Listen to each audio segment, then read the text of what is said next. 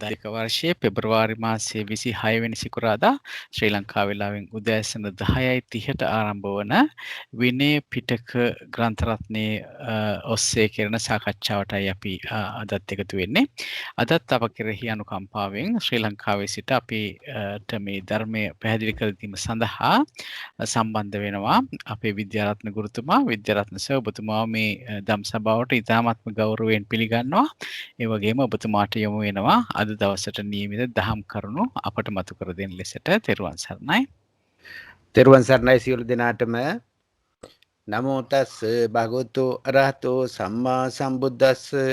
නමෝ තස් භගවතු අරහතෝ සම්මා සම්බුද්දස්ස. නමෝ තස් භගවතු අරහතෝ සම්මා සම්බුද්දස්ස. සාදු සාදු සාදු. විනය පිටක පිළිබඳව අපි පළවෙනිම සාකච්ඡාව ගිය සතියේ පැවැත්වුවා. අපි මේ සාකච්ඡාවේදී බොහෝ දුරට විනය පිටකය කියන්නේ කුමක්ද, කුමන ග්‍රන්ථ යටතේද විනය පිටකය ග්‍රන්ථාරූඪ වෙලා තියෙන්නේ, මොන මොන කරුණුද ඇතුළත් වෙලා තියෙන්නේ කියන එකේ යම්කිසි දල අදහසක් අපි ගත්තා. ඒ දල අදහස අපි තවදුරටත් ස්ථාපිත කිරීම සඳහා අපි අද දිනත් විනය පිටකයේ සැකැස්ම පිළිබඳව වචන ස්වල්පයක් කතා කරලා නැවතත් අපි යමු ඒ පිටක ග්‍රන්ථවලට. විනය පිටකය කියනකොට අපි දන්නවා ත්‍රිපිටකයේ එක පිටකයක්, එක කොටාසයක්. ත්‍රිපිටක ධර්ම 84000ක් ධර්මස්කන්ධ අතුරෙන් 21000ක් ධර්මස්කන්ධයේ ඇතුළත් වෙන්නේ විනය පිටකයට. විනය පිටකය බුද්ධ භාෂිත සහ ශ්‍රාවක භාෂිත දෙකෙන්ම යුක්තයි. බුද්ධ භාෂිත සුත්ත ආකාරයට දේශනා කරලා තියෙනවා. ඒ කියන්නේ ප්‍රඥප්තීන් බුද්ධ භාෂිතමයි. ප්‍රඥප්තීන් පිළිබඳව, ඒ කියන්නේ ශික්ෂාපද පිළිබඳව විස්තර විභාගය පසුවට පද වාජනීය ආකාරයෙන් දේශනා කරලා තියෙනවා. අපි බලමු විනය පිටකය කියනකොට අපි උබතෝ විභංගය කියලා ඉස්සෙල්ලා කතා කරා. උබතෝ විභංගය කියන්නේ විභංග, සුත්ත විභංග කියන කොටසේ සූත්‍ර කියන්නේ, සුත්ත කියන්නේ ශික්ෂාපද කොටස, විභංග කියන්නේ ඒකේ පද වාජනීය. මේක උබතෝ විභංගය, භික්ෂු විභංගය සහ භික්ෂුණී විභංගය. භික්ෂු විභංගය මහා විභංගය ආකාරයට නම් කරනවා. භික්ෂුණී විභංගය ඉතිරි කොටස, භික්ෂුණීන් මෙහි ශාසනය සඳහා. එතකොට මෙතන උබතෝ විභංගයට අයත් ග්‍රන්ථ දෙකක් තියෙනවා. පරාජිකා පාළියයි පාචිත්ත පාළියයි. පරාජිකා පාළිය ප්‍රථම ශික්ෂාපදයේ ඉඳන් යනවා නිස්සග්ග පාචිත්තිය දක්වා. ඊට පස්සේ නිස්සග්ග පාචිත්තිය අවසානයේ පාචිත්තිය ශික්ෂාපදත් එක්කලා ඉතිරි කොටස සියල්ලම එන්නේ පාචිත්ත පාළියට. එතකොට භික්ෂුණී විභංගය බොහෝ කොටස් තියෙන්නේ පාචිත්ත පාළිය කියන්නේ පොතේ. මේක එක පොතක් කිව්වට මේක ග්‍රන්ථ දෙකකින් තමයි පාචිත්ත පාළිය ග්‍රන්ථාරූඪ වෙලා තියෙන්නේ. ඊටාම විශාල කොටසක්. එතකොට ශික්ෂාපද උපසම්පදා භික්ෂූන්ට තමයි මේ ශික්ෂාපද, ඒ ප්‍රාතිමෝක්ෂ සංඛ්‍යාත ශික්ෂාපද අදාළ වෙන්නේ. ශික්ෂාපද 220ක් තියෙනවා භික්ෂූන් වහන්සේලාට අදාළව. භික්ෂුණීන්ට 304ක් තියෙනවා. එතකොට මේට අමතරව තියෙනවා අධිකරණ සමත කියලා. අධිකරණ සමත කියන එකත් අපි යම්කිසි අදහසක් ගත්තා. භික්ෂු භික්ෂුණීන් අතර යම්කිසි සංසිඳිය යුතු කරුණක් ඇත්තම්, ඒ සංසිඳවන ආකාරය තමයි මේ අධිකරණ 4කින් සහ අධිකරණ සමත 7කින් දේශනා කරලා තියෙන්නේ. අපි මේ එකිනෙක වෙන වෙනම සාකච්ඡා කරමු. මේ සියල්ලම පාචිත්ත පාළිය ඇතුළත් වෙනවා. ඊට පස්සේ කන්දක විනය කියන්නේ ඒ අවස්ථාවල බුදුරජාණන් වහන්සේ කළ යුතු දෑ දේශනා කරා. කළ යුතු දෑ දේශනා කරාම ඒ කළ යුතු දෑ නොකළොත් ඒකට ඒක අවතක් වෙනවා වරදක් වෙනවා. එතකොට මේ කන්දක කොටසට මහා වග්ගපාලිය සහ චුල්ල වග්ගපාලිය. මහා වග්ගපාලියේ බුදුරජාණන් වහන්සේගේ බුදු වීමේ සිට උරුවෙල් දනව්වේ උරුවෙල් කාශ්‍යප දමනය දක්වා ඊට පස්සේ සරියුත් මුගලන් ස්වාමීන් වහන්සේලාගේ පැවිද්ද දක්වා මේ කාරණය ඔක්කොම මහා වග්ගපාලියේ මුල්ම කන්දකයට මහා කන්දකයට ඇතුළත් වෙනවා. ඊට පස්සේ ඒ අවස්ථාවල බුදුරජාණන් වහන්සේගේ බුද්ධ චරිතයේ ඒ අවස්ථාවල වන සිද්ධීන් එකතු කරලා තමයි මේ මහා වග්ගපාලියයි චුල්ල වග්ගපාලියයි ග්‍රන්ථාරූඪ වෙලා තියෙන්නේ. එතකොට මේ අවස්ථාවල යම්කිසි කාරණා, ඒ කියන්නේ විනය කර්ම හෙලි පිහිලි කරලා පෙන්눔 කරනවා මෙන්න මේ ග්‍රන්ථ දෙකේ. අපි හිතමු විනය කර්ම කියනකොට අපි හිතමු උපෝසතය, වස් විසීම, පවාරණය, ඊට පස්සේ චුල්ලවක්කපාලේ විශේෂයෙන් තියෙනවා කර්මකන්දය. ඒ කියන්නේ කර්ම කිරීම. ඒ යම් කිසි භික්ෂුවගේ වැරද්දක් දැක්කොත් ඒ වැරද්දට නිසි පරිදි කර්ම කරලා ඒ දඬුවම් පනවනවා. ශාරීරික දඬුවම් නෙවෙයි මේවා. ඒ අවස්ථාවලට සුදුසු වෙන පරිදි. අන්න ඒ වගේ මහා වග්ගපාලියයි චුල්ල වග්ගපාලියයි බුද්ධ චරිතයේ බුදුරජාණන් වහන්සේගේ බුදු වීමේ සිට අවසානයේ දක්වාම පිරිනිවීම දක්වාම සියල්ලම එකතු කරලා තියෙන ග්‍රන්ථයක්. ග්‍රන්ථ දෙකක්. ඊට පස්සේ චුල්ලවග්ගපාලියට අමතරව තියෙනවා ප්‍රථම සංගායනාව සහ ද්විතීය සංගායනාවත් එකතු කරලා. එතකොට මේවා මේ පොත් දෙකෙන් ඊටාම පැහැදිලිව ඒ කරුණු බුදුරජාණන් වහන්සේගේ බුද්ධ චරිතය පිළිබඳව ඒ අවස්ථාවල ඒ ස්ථානවල වුණු සිදුවීම් ඊටාම අලංකාරව දැක ගන්න පුළුවන්. කන්දක කියන්නේ කොටස් එකතු කරපු කොටස් කන්දක 12ක් තියෙනවා චුල්ල වග්ගපාලියේ, කන්දක 10ක් තියෙනවා මහා වග්ගපාලියේ. මහා වග්ගපාලියත් ග්‍රන්ථ දෙකකින් යුක්තයි. පළවෙනි කොටස දෙවෙනි කොටස. චුල්ල වග්ගපාලියත් ග්‍රන්ථ දෙකකින් යුක්තයි. ඉතාම විශාලයි. පිටු 600 ගාණක් තියෙනවා එක ග්‍රන්ථයක. ඉතින් මේ ග්‍රන්ථ දෙකට ඉතාම බොහෝ කොට්ටාස ලියවිලා තියෙනවා. ඊට පස්සේ පරිවාර පාළිය තුන්වෙනි කොටස. විභංග කන්දක පරිවාර. පරිවාර පාළිය කියන්නේ කන්දකේත් මේ සුත්ත විභංගයේත් ඒ කාරණා සූක්ෂම විග්‍රහ කරන ආකාරය. ඇත්තනම පරිවාරය දන්නා භික්ෂුවක් විනය විනිශ්චය කිරීමට සුදුසුයි. පරිවාරය නොදන්නා භික්ෂුවකට විනය විනිශ්චය අපහසුයි කියලා විස්තර කරලා තියෙනවා.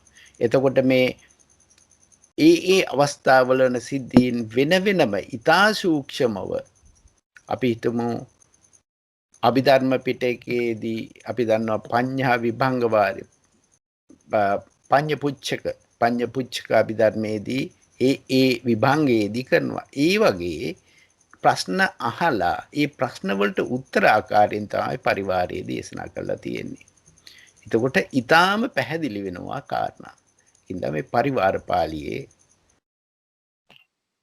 ග්‍රන්ථ එකයි පරිවාර පාළියේ ඒකටත් පුස්තක වශයෙන් කොටස් දෙකක් තියෙනවා. පරිවාර පාළිය 1 සහ පරිවාර පාළිය 2. දෙකම එකතු කරලා තමයි පරිවාර පාළිය කියලා කියන්නේ. මෙන්න මේයි ග්‍රන්ථ කොටස් තියෙන්නේ. ඊට පස්සේ ග්‍රන්ථ කොටස් වලට අඩංගු අපි මෙතන ශික්ෂාපද ආකාරයෙන් මෙතන විස්තර කරා කුමන ශික්ෂාපදද ආйти කුමන ශික්ෂාපදද දෙවෙනි කොටසද ආйти කියලා එදා අපි කතා කරා.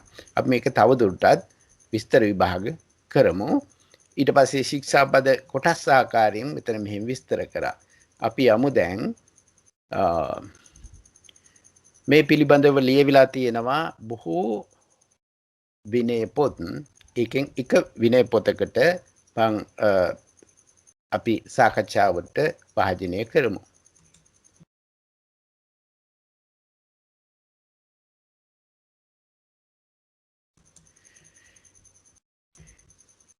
මේ විනය පොත නම තියෙන්නේ වහලේ ගලවන්න කියලා. අපි එදත් මේකට රෙෆරන්ස් එකක් දුන්නා. වහලේ ගලවන්න කියන එක මම මේකේ පිටුව පෙන්නන්නම්. වහලේ ගලවන්න. චන්නං විවරේත මේ වචනේ හරි පැහැදිලි තේරුමක් තියෙනවා. මේ කියන්නේ සැඟවීම නොව හෙලි කිරීම කියන කාර්යය. වහලේ ගැලෙව්වහම ගේ තුල තියෙන සිදුවිල්ල සියල්ල දැනගන්න පුළුවන්. අන්න ඒ විදිහට භික්ෂුවක් මෙතන මේ භික්ෂුවක් තවත් භික්ෂුවකට තමන්ගේ ඇවතක් පැවරීම පවාරණය සිදු කරන ආකාරය මෙතන පෙන්නනවා.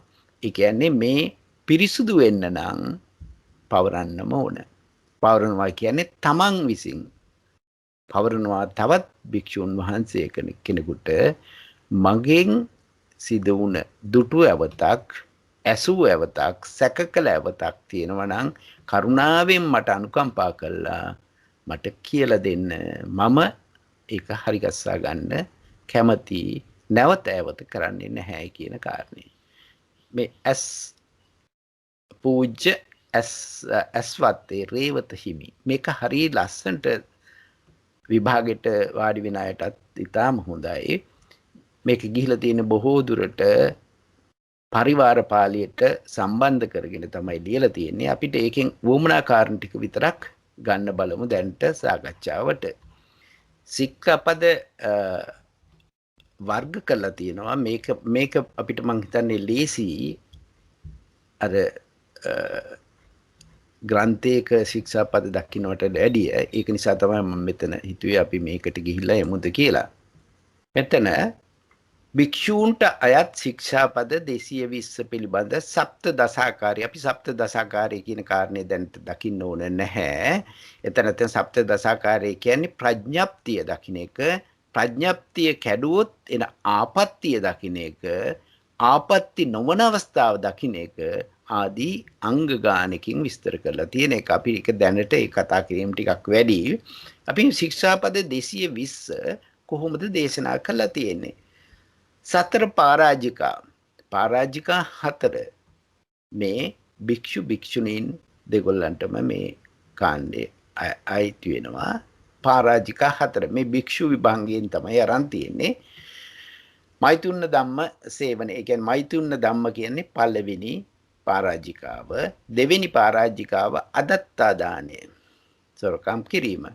තුන්වෙනි පාරාජිකාව එන්නේ මනුස්ස බිග්ගහ. ඒ කියන්නේ මිනිසෙක් ජීවිතේන්ද්‍රිය සහිත මිනිසෙකුන්නේ ඝාතනය.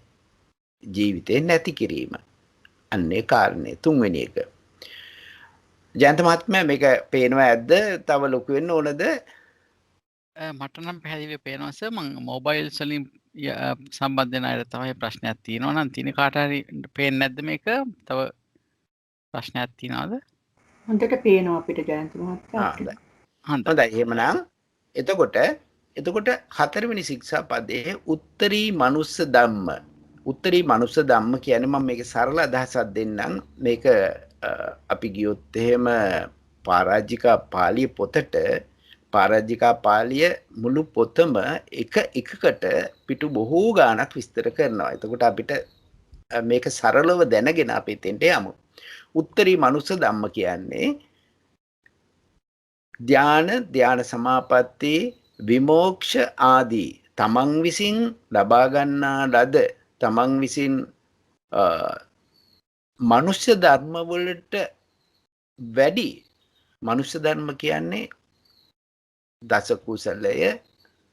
කුසලයේ පවත්නා ස්වභාවයේ මනුෂ්‍ය ධර්ම නම් දස කුසලයට ඔබෙන් තව ලබා ගත්තා වූ ඒ ප්‍රථම ධ්‍යාන සමාපත්තිය.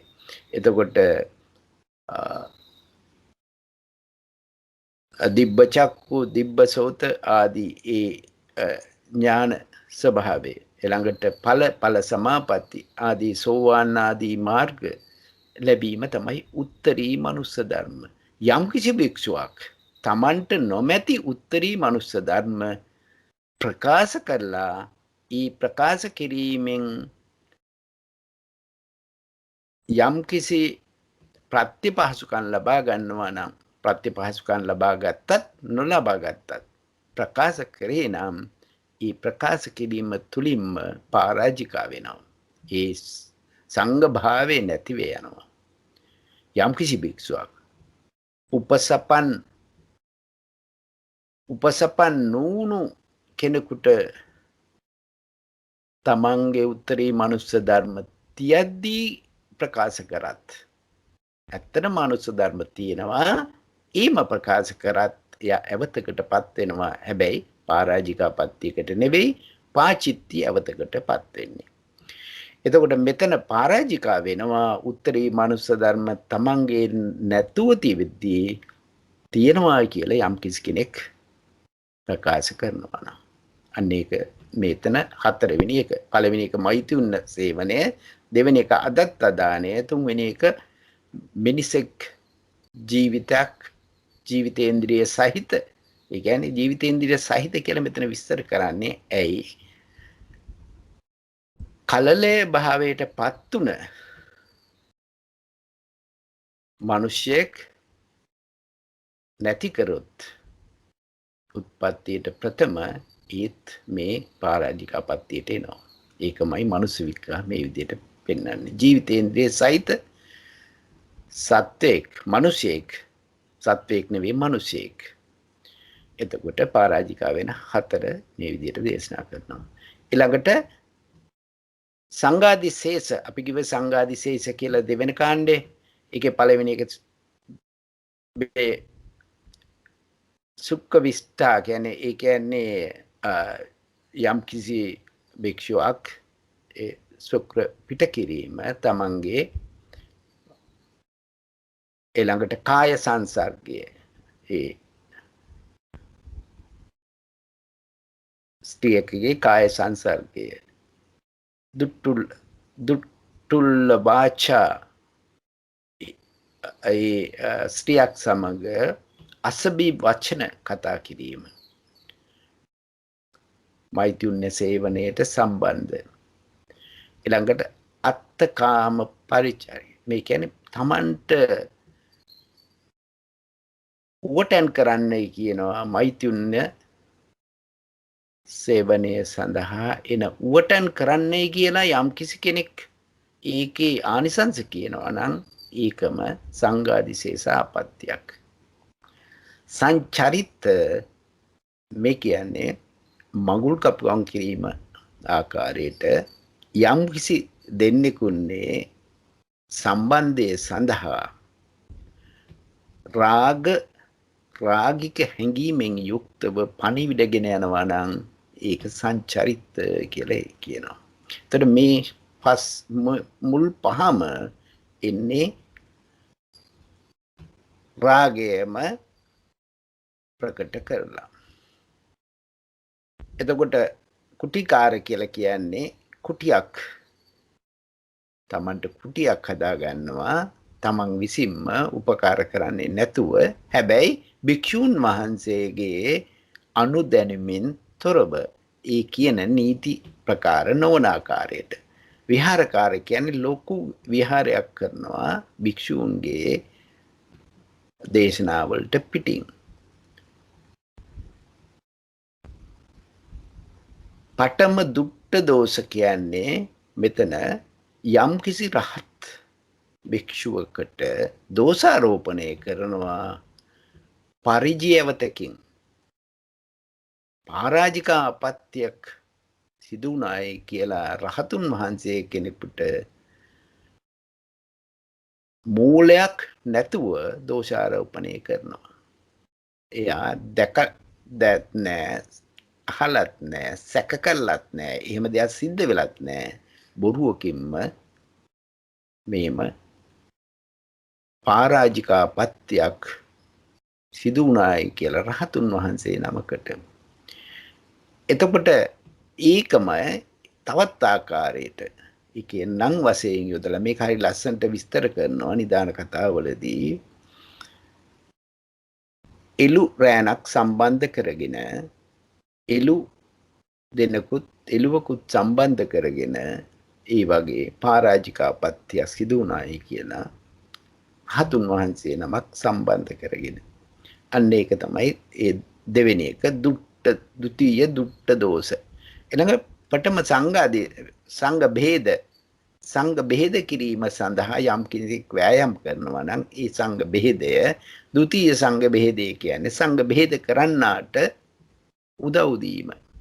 ඒකත් සංඝාදිශේෂ ආපත්‍යක්. දුබ්බච මේ කියන්නේ සුවච නොමන භව.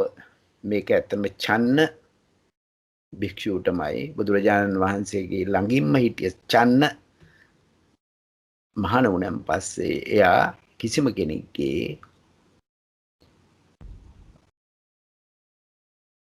අවවාද අනුශාසනා ගන්න කැමති වෙන්නේ නැහැ. එයා දුර්බච සුවච නොවන භව. ඒ දුර්බච එකත් සංඝාදිශේෂ ආපත්‍යයකට හේතුවක්. කුල දූෂක කියන්නේ භික්ෂු සමාජයට නොසුදුසු ගිහියන් ඇසුරු කරන මල් වැවීම, මල් ගෙතීම, සින්දු කීම අන්න ඒ වගේ සාමාන්‍ය පුජ්‍යලයොත් එක්කලා හැසිරීම නිසා ශ්‍රද්ධාව හීන වෙන ස්වභාවය. මේ 13 තමයි සංඝාදිශේෂ ආපත්තීන්. සංඝාදිශේෂ ආපත්තියට පත්වන පුජ්‍යලයට තියෙනවා බොහෝම කාරණයක්. පරිවාසයේ ඉන්න ඕන, මානත් පුරන්න ඕන. මානත් පුරන අතරේ නැවතක් සිදු වුණොත් මුලට අදින්න ඕන. ඒ කියන්නේ මුල් දවසටම ආයසරයක් ඇදලා නැවතත් මුල ඉඳන් කරන්න ඕන. පරිවාසයේ ඉන්න ඕන. ඊට පස්සේ සංඝයාගේ කැමැත්ත පරිදි අබ්බහාන කර්මය කියලා භික්ෂුන් වහන්සේලා 29ක් සිටිය යුතුයි. කර්මය කළා තමයි නැවත සංඝ පරම්පරාවට එකතු කළ හැක්කේ.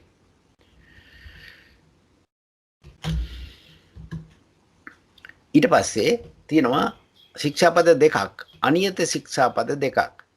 ප්‍රථම අනියත සහ ද්විතීය අනියත. මේ ශික්ෂාපදේ හරියටම අවතකින් චෝදනා කරන්න බෑ. ඒ භික්ෂුව පිළිගන්න ඕන ඒ ස්ථානයේ හිටියයි කියලා.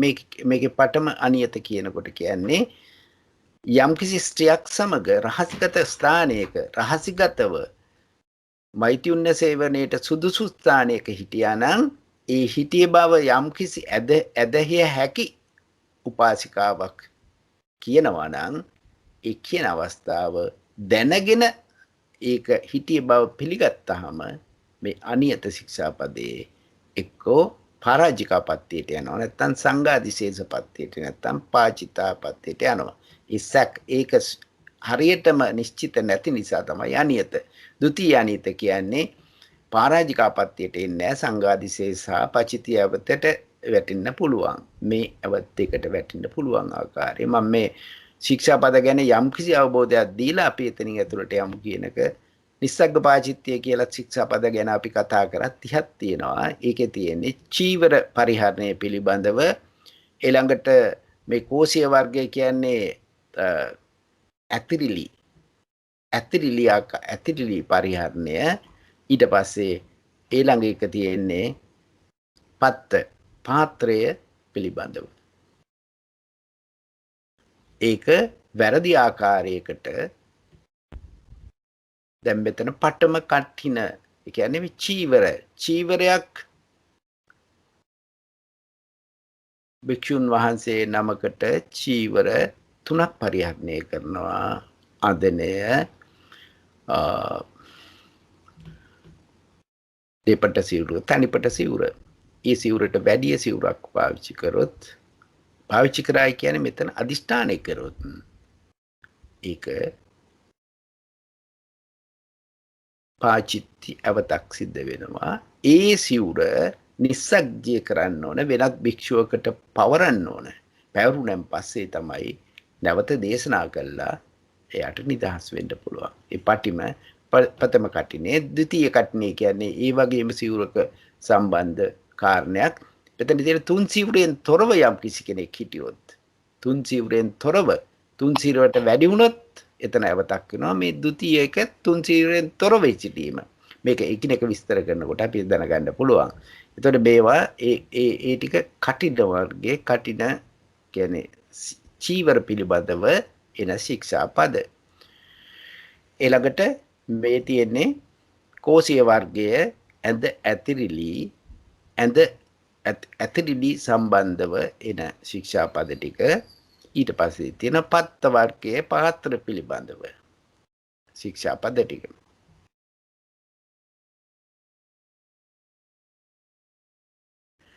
ඊට පස්සේ මේ පාචිත්‍ය කියන්නේ අපි අර නිස්සග්ග පාචිත්‍යයට පස්සේ එන්නේ පාචිත්‍ය ශික්ෂා පදේ යම් කිසි දෙයක් පවරන්න දෙයක් නැහැ.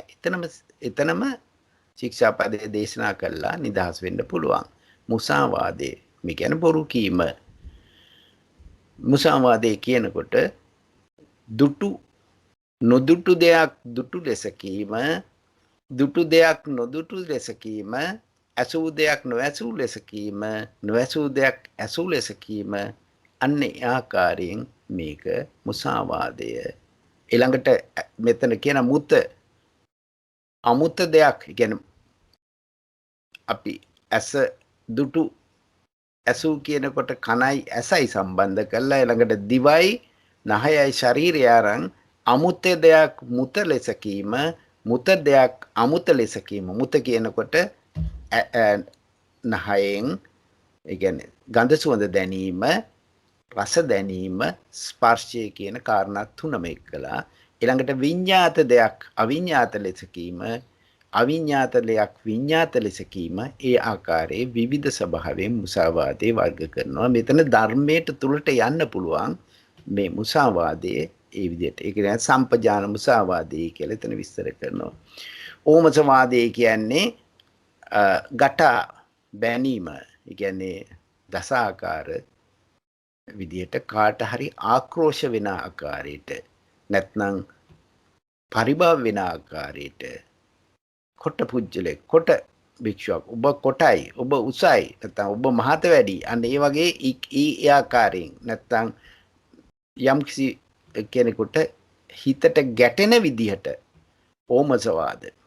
ඊළඟට පේසුඤ්ඤවාද කියන්නේ එකිනෙකට කේලම් කියලා බිඳවන ස්වභාවය. කේලම් කියන්නත් පුළුවන් මේ ඕමසවාද පාවිච්චි කළාම. කේලම් කියන්න පුළුවන් හොඳට කිව්වත් වැරදි දෙයක් හොඳට කියලා පේසුඤ්ඤ ඇති වෙනවා. පදසෝ ධම්ම කියන්නේ මේ භික්ෂුන් වහන්සේලා උපසපන්න වූ අයට ධර්ම දේශනා කරනකොට ඒ පදයෙන් පදය නිග්‍රහ වෙන ආකාරයට දේශනා කරන එතන ඒකට පඨම සහසෙය්‍යක ဒုတိ ය සහසෙය්‍යක කියන්නේ මෙතන පඨම සහසෙය්‍යක කියන්නේ භික්ෂූන් වහන්සේලා උපසපන්න වූවන් සමග. එතකොට භික්ෂූන් වහන්සේලා මාගමක් සමග නිදා ගැනීම එක සේනාසනයක සිටීම. මේ ආකාරයට මේ එකිනෙක දේශනා කළා තියෙනවා. මේ පච්චිති ශික්ෂා පද අපි එකිනෙකට යන්න පුළුවන්. ඊළඟට මේ භූතගාම වර්ගය කියන්නේ භූතගාම මෙතන කියනකොට භූතගාම බීජගාම දෙකම තියෙනවා. ගස්වැල් කැපීම පිළිබඳව, ගස්වැල් අතු කැපීම පිළිබඳව. නැත්නම් පැලවෙන්න තියෙන බීජයක් නැසීම පිළිබඳව. මෙන්න මේ කාරණේ මත තමයි භූතගාම බීජගාම වගේ කැප කළා භික්ෂුන් වහන්සේලා වළඳන්න කියන කාරණේ මෙතනින් එනවා. කැප කරනවායි කියන්නේ බීජයක බීජ භාවය බීජයක් භූතගාම බවට භූතගාම කියන්නේ දිලීරේ ඉඳන් ගස්වැල් දක්වා. එතකොට බීජගාම කියන්නේ තවම දෙපැති ඇවිල්ලා ගහක් බවට පත් වෙලා නැහැ. හැබැයි ගහක් බවට පත් වෙන්න පුළුවන් ඒවා. එතකොට බීජගාමත් භික්ෂුන් වහන්සේලාට අකැපයි. ඒක කැප කරලා ගත්තොත් පමණයි. අපි තියමු උක්දණ්ඩක් ගන්නවා නම් උක්දණ්ඩේ අර උක්දණ්ඩට පැලවෙන්න පුළුවන් පුරුක් දෙක නැත්නම් මැද කෑල්ල කපලා දුන්නොත් භික්ෂුන් වහන්සේ කෙනෙකුට කැපයි. එතකොට දෙපැත්ත තියෙනවා නම් ඒක කැප කළා දෙන්න ඕන. කප්පියම් බන්තේ කළාම දෙන්න ඕන. අන්න ඒ වගේ මේ කාරණා දකින්න පුළුවන් මේ ශික්ෂාපද. එතකොට මේ එතට භූතගාම වර්ගයේ ඊළඟට තියෙනවා ඕවාද මේ භික්ෂුන් වහන්සේ භික්ෂුණීන්ට අවවාද දීම පිළිබඳව ශික්ෂාපද ඊළඟට තියෙනවා ආවාස පිණ්ඩ මේ තියෙන බොහෝජන වර්ගයේ යම් කිසි එක තැනක යම් කිසි මුදල් තියෙන පුජ්‍යලෙක් දෙනවා අපි හිතමු මේ කාලේ හැටියට නම් අපි වෙසක් කාලෙට නැත්නම් පොසොන් කාලෙට දන්සැල් දෙනවා කියලා කියමු. හරි. දන්සැලක් දෙනවා. පවත්වාගෙන යනවා බොහෝ කාලයක්. දවස් 7ක් දන්සැලක්. මේ දන්සැලට ගිහිල්ලා නැවතිලා භික්ෂුන් වහන්සේ කෙනෙක් එතනින් තමන්ගේ පිණ්ඩපාතේ ගන්නවා නැවතිලා. එක දවසකට වැඩිය බෑ. එහෙමනම් ඒ දෙවෙනි දවසේ හිටියොත් ඇවතක් සිද්ධ වෙනවා. අන්න ඒ වගේ ආවාස පිණ්ඩ ඊළඟට ඝන භෝජන බොහෝ පිරිසක් ගිහිල්ලා එක තැනක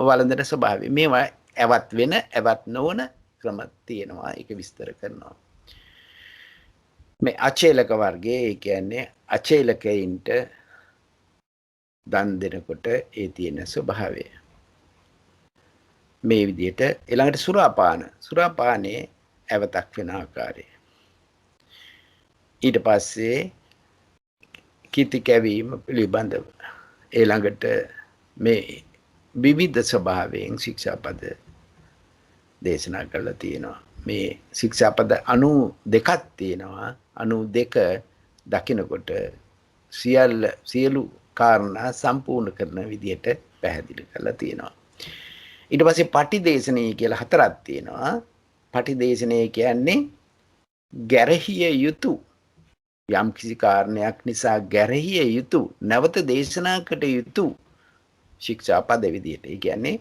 භික්ෂුවක් භික්ෂුණියකින් නොවන භික්ෂුණියකකින් ඒ කියන්නේ යා ගැන විශේෂ දැනුමක් නැහැ.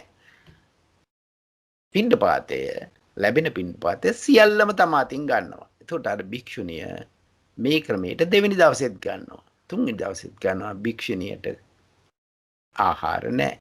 එයා ක්ලාන්තිය දාලා වැටෙනවා. අන්න ඒ වගේ ඒ වගේ කාරණයකින් කරොත් ඒක භික්ෂුව ගැරිය යුතු නැවත දේශනා කර යුතු අවතක් විදියට විස්තර කරනවා.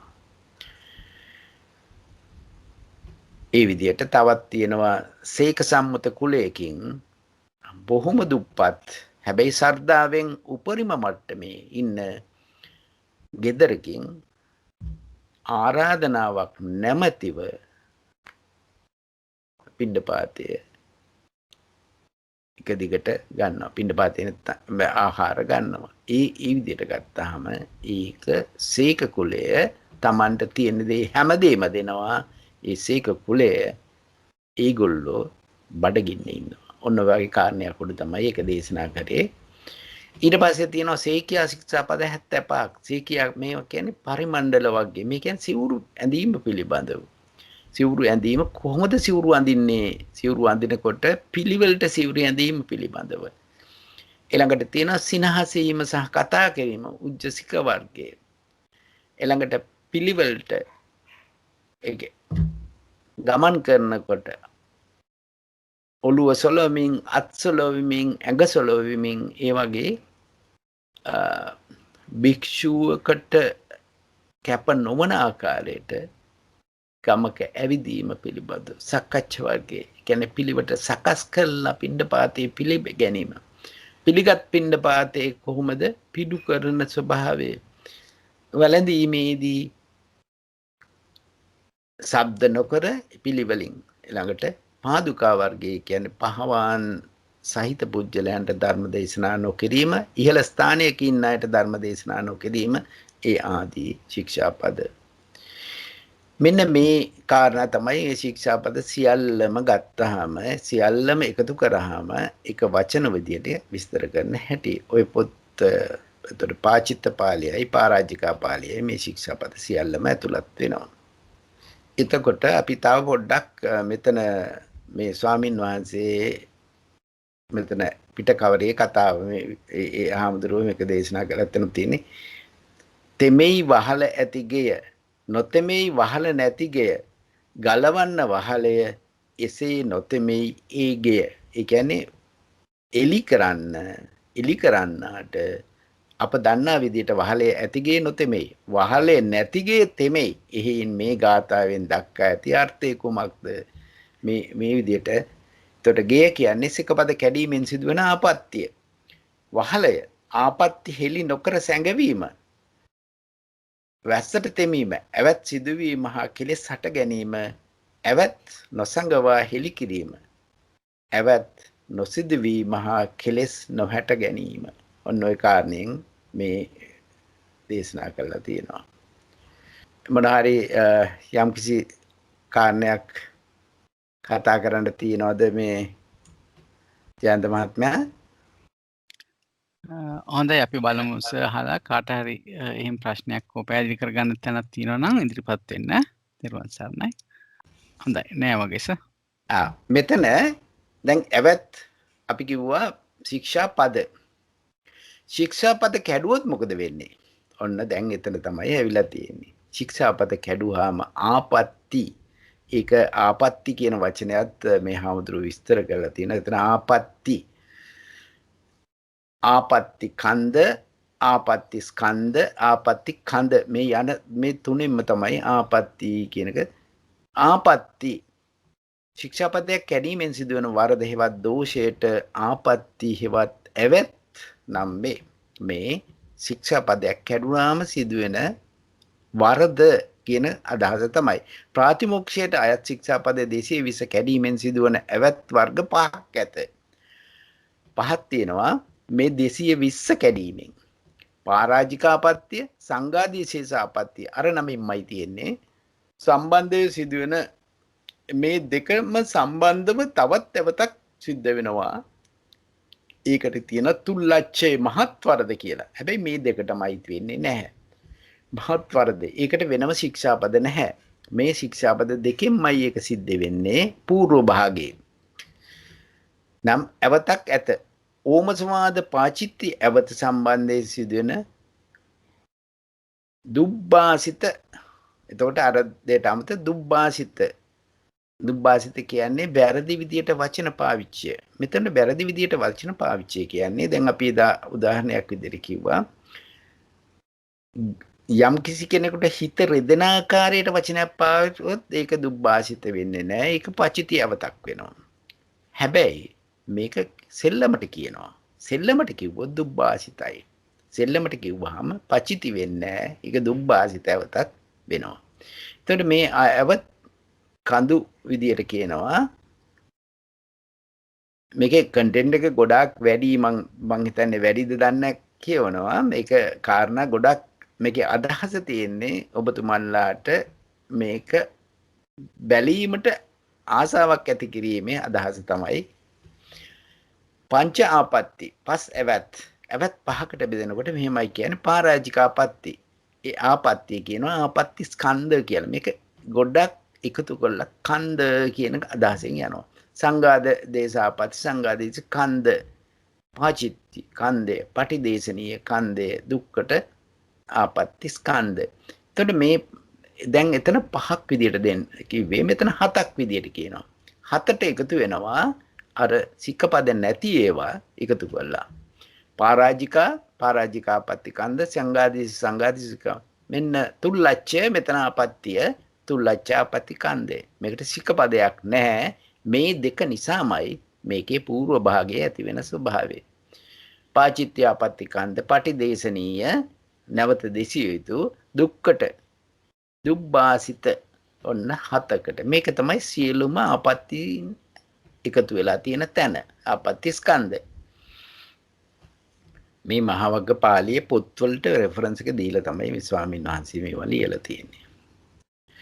පරාජිකා කියන්නේ අපි ඉස්සලත් කිව්වා පරාජය වීම. මොකද පරාජය වෙන්නේ භික්ෂු භාවයෙන් නැත්නම් සංඝ භාවයෙන් පරාජය වීම. එයාට උපසපන් භාවයෙන් නැති වෙලා යන එක. සිකපද වලටත් ඇවත් ලැබුණ පුජ්‍යලයටත් කියන නම එකම නමෙන්ම කියනවා. ඒතර සිකපදයටත් කියන්නේ පරාජික, ඇවතටත් ඒක ඒතර පරාජික උනේ කෙනාටත් කියන්නේ පරාද වීම. පරාජික වීම නම් උපසම්පදා සීලය නැතිවීමයි, මහානකම නැතිවීමයි. පරිජු පිරිසිදු වීමට ක්‍රම දෙකක් සාමනීර වෙන්න පුළුවන් නැත්තම් ගිහිවීම. ඒ දෙකෙන් තමයි යාට එන්න පුළුවන්. සංඝාදිශේෂ කියනකොට මෙන්න මේ එන්නේ සංඝාදිශේෂ අපි එදත් කතා කරා නැවත ඒක කතා කරොත් ශික්ෂාපදයන්ට කැඩීමෙන් සිදුවන අවතට සංඝාදිශේෂ කියලා කියනවා ඒවත්. එතකොට ඒකෙන් නිදහස් වෙන්නේ පරිවාස පුරලා. පරිවාස පුරනවා කියන්නේ භික්ෂූන් වහන්සේලා ඉදිරියේ පරිවාස සමාදන් වෙන්න ඕන. එතකොට සංඝ කියන්නේ භික්ෂූන් වහන්සේලා 4 නමක් හෝ වැඩි පිරිසක් ඉදිරියේ සමාදන් වෙන්න ඕන. සමාදන් වඩා එයා පරිවාස වත පුරන්න ඕන.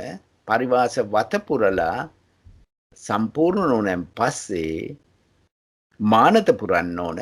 මානත කියන්නේ එයා ඊ පුජ්‍යලයා මානත වත තියෙනවා විශේෂයෙන්ම. එක උදාහරණයක් විදිහට කිව්වොත් උපසම්පදාවෙන් මහලු වුණත්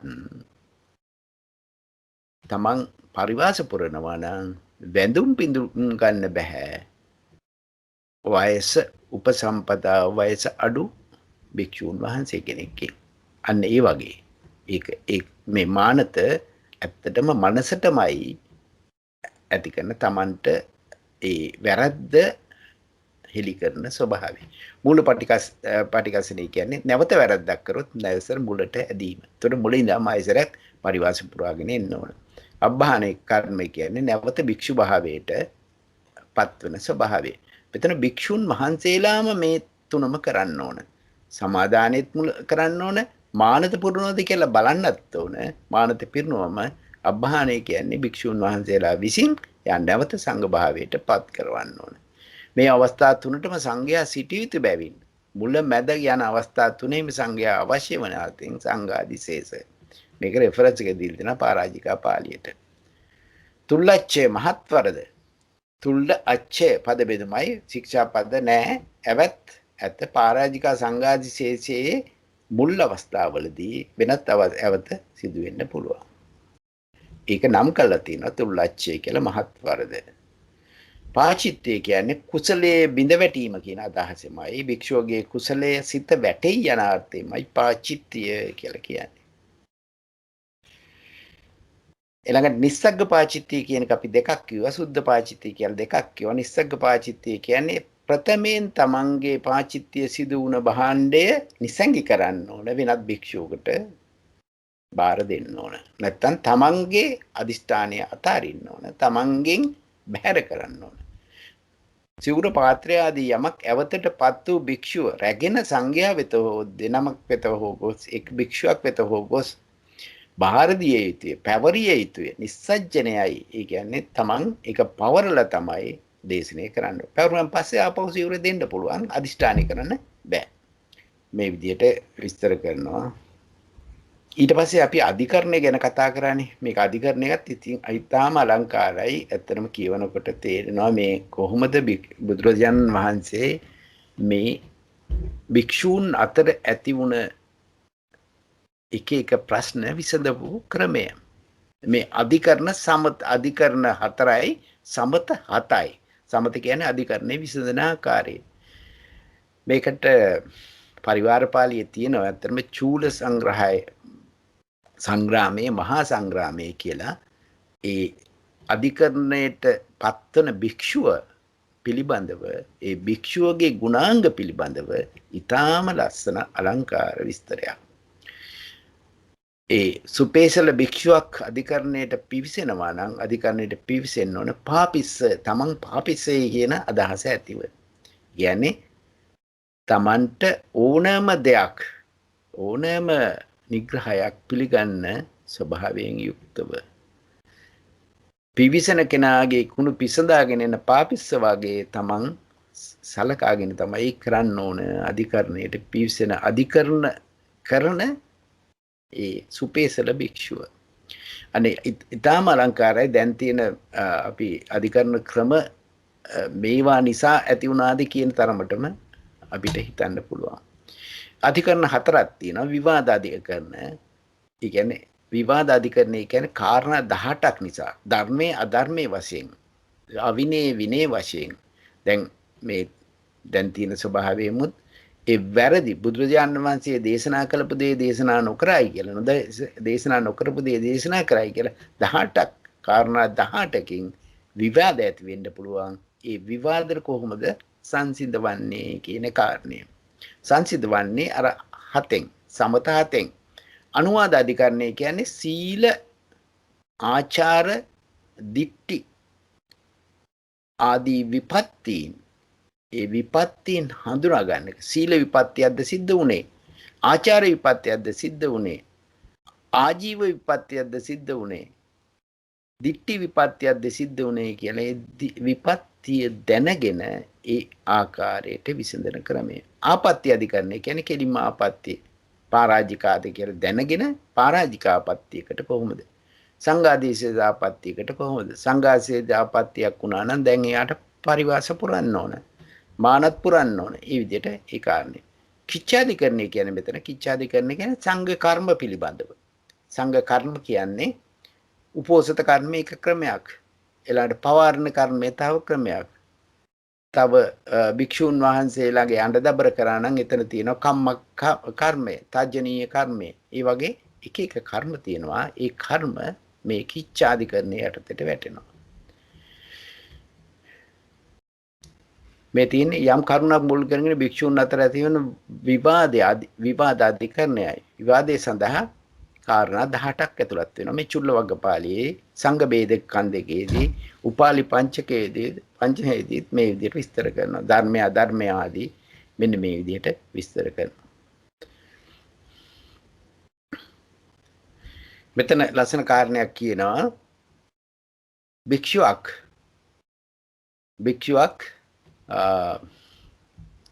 සත්ත්ව මාංශ අනුභව කළ හැකිද? මේ කාරණයක් එක තැනක මෙතන මේ ස්වාමීන් වහන්සේ ඒක ප්‍රකට කරලා පෙන්නනවා. භික්ෂුවකට සත්ත්ව මාංශ අනුභව කළ හැකිද? මේ ප්‍රශ්නේ ආපු තැනක තමා වෙනුවෙන් සතකු මරණ බව තමා දුටුවේ නැතිනම්, තමා වෙනුවෙන් සතකු මරණ බව මැරූ බව අනිකකුගෙන් අසන්නට නොලැබුණේ නම්, සැක නොකලේ නම් ඒක ත්‍රිකෝටි පාරිශුද්ධ මාංශයයි. ත්‍රිකෝටි පාරිශුද්ධ මාංශය වැළඳීමේ මෙම මාංශය වැළඳීමට සුදුසු බව තථාගතයන් වහන්සේ අනුදැන වදාලා මේ චුල්ලවග්ගපාළියේදී විස්තර කරනවා. හැබැයි මාංශ 10ක් තියෙනවා. වැළඳිය සත්ත්ව මාංශ 10ක්. ඒක එතන චුල්ලවග්ගපාළිය එතන විස්තර කරනවා. එතන මස් කෑමෙන් පන්සිල් කැඩෙයි කියලා මේ බොහෝ විට බොහෝමයි කියනවා. මේ කාරණේ වැරදි. මහා කාරුණික බුදු කෙනෙකු මස් මාළු අනුභවයට අවසර දෙතයි කීම වැරදිය. ඒ පිළිගත නොහැකි කියලා විවිධ කරුණු ඉදිරිපත් කරන අය කියන කාරණේ පිළිබඳව තමයි මෙතන විස්තර කරන්නේ.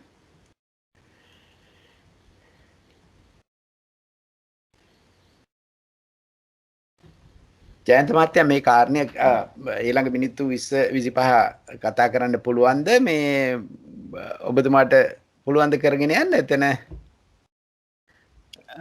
සමව කලින් නම් බලලා තිබුණේ නැහැ සර්. එතන ඉඳන් මේකේ එහෙමනම් අපි අපිට කරගෙන යන්න කියන්නේ සර් දැන් මම එනවා 12ට මං එන්නම්. හොඳයි සර්. එහෙනම් අපි මේක අපිට දාන්න පුළුවන්ද සර්? මේ ලින්ක් එකක්වත් අපිට එතකොට පොඩ්ඩක් මම මේක ගන්න දෙනම්. එහෙමනම් අපි යමු වේරංජ කාණ්ඩයට. වේරංජ කාණ්ඩයේදී තාම අලංකාරව එතන විස්තර කරනවා. වේරංජ කාණ්ඩේ මේකෙන් තමයි ප්‍රථම ශික්ෂාපදයේ පැනවුව තැන. මේකත් ඉතාම අලංකාර ලස්සනට විස්තර කරනවා. ඔබතුමාට ගන්න පුළුවන්ද වේරංජ කාණ්ඩේ? පුළුවන් සර්. මම ඒක ගත්තා. වේරංජ කාණ්ඩේ කියන්නේ පරාජිකා පාළියේ ප්‍රථමම නම්බර් 1. හරි. පරාජිකා පාළියේ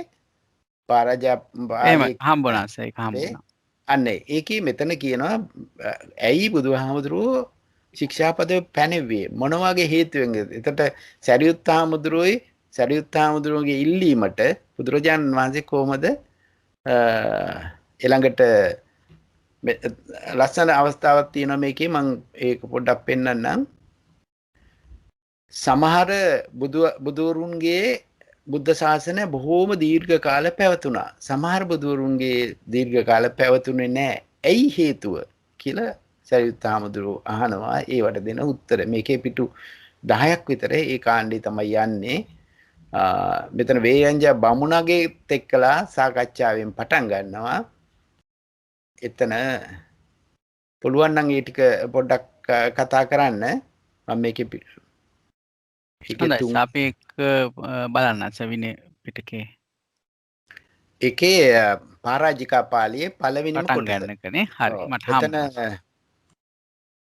බුදුහාමුදුරුවෝ රස විරෝධී මේ බ්‍රාහ්මණය අහනවා බ්‍රාහ්මණයෙක් යම් පුජ්‍යලයකට වඳින්න නැගිට පෙරගමන් කෙරෙයිද අස්නෙම් පවරන්ද එසේ පුජ්‍යලයක් නැහැ කියලා. ඒ කියන්නේ බමුණෙක් බයිනවා බුදුහාමුදුරුවන්ට කියනවා මෙහෙම ඇයි මහලු බමුණන්ට සලකන්නේ නැත්තේ. අන්න ඒ වගේ කාරණයක පස්වෙනි පිටුවේ ඉඳන් ඒ කාණ්ඩේ තියෙනවා. ඒ ටික කියවන්න පුළුවන්.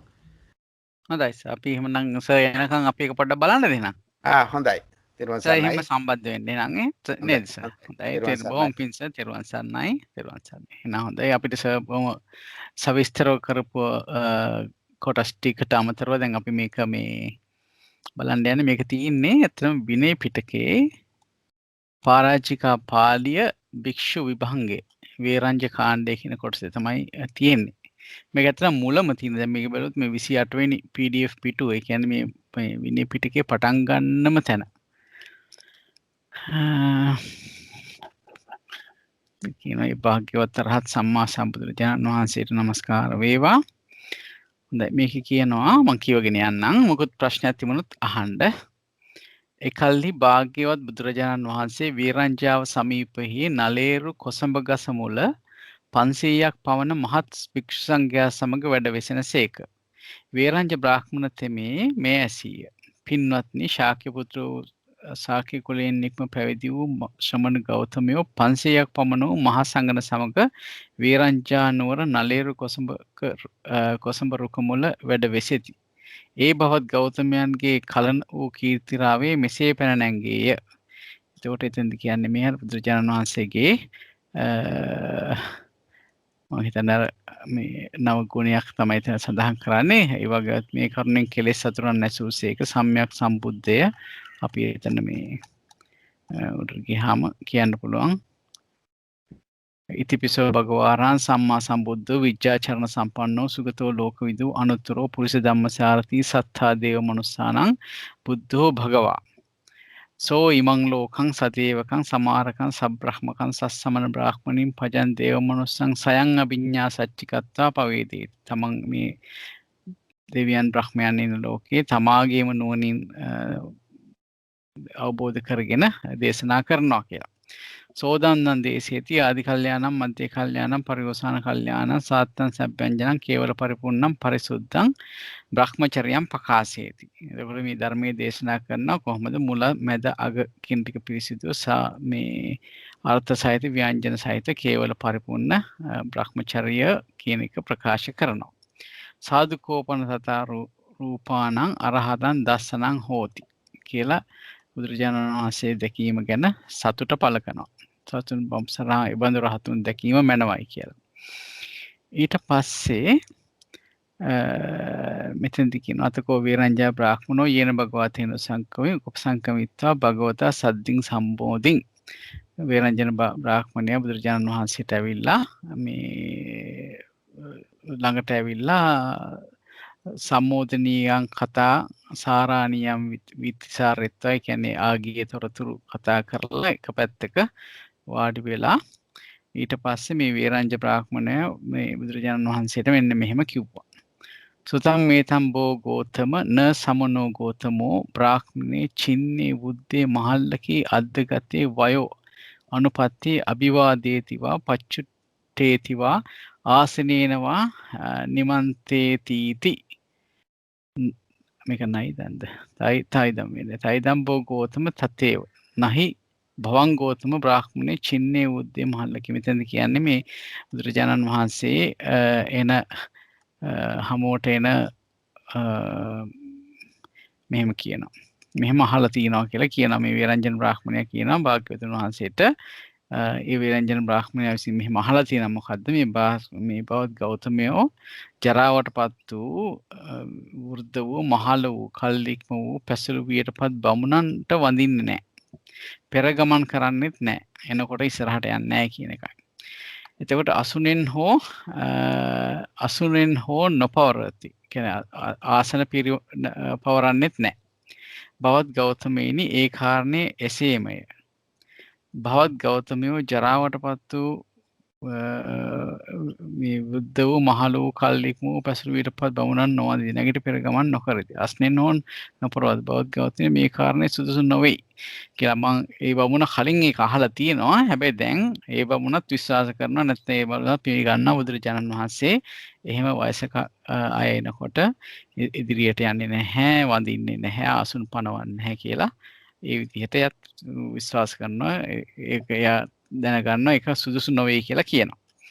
ඊට පස්සේ බුදුරජාණන් වහන්සේ දේශනා කරනවා බ්‍රාහ්මණය මම යම් පුද්ගලයෙකුට වඳින්ද නැගිට පෙර ගමන් කෙරෙම්ද අස්නෙන් හෝ පවරම්ද එබඳු පුද්ගලයෙකු දෙවිසන් සහිත මරුන් සහිත බමුණු සහිත වූ ලෝකයේහිද මහාන බමුණු සහිත වූ දෙවිසන් සහිත ප්‍රජාවෙහිද නොම දකිමි. බ්‍රාහ්මණය යම් පුද්ගලයෙකුට තථාගතතුමනි වඳීනම් හෝ නැගිට පෙර ගමන් කරේ නම් හෝ අසුනෙන් පවරා නම් හෝ ඔහුගේ හිසද ගෙරෙන් ගිලිහේ. ඒක තේරෙනවානේ. බුදුරජාණන් වහන්සේ එහෙම කරා නම් පෙර ගමන් කරා නම් තව කෙනෙකුට වැඳා නම් අසුන පවරා දුන්නා නම් එයා අනිත් එක්කනාගේ හිස බෙල්ලෙන් වෙන් වෙනවා කියලා කියනවා.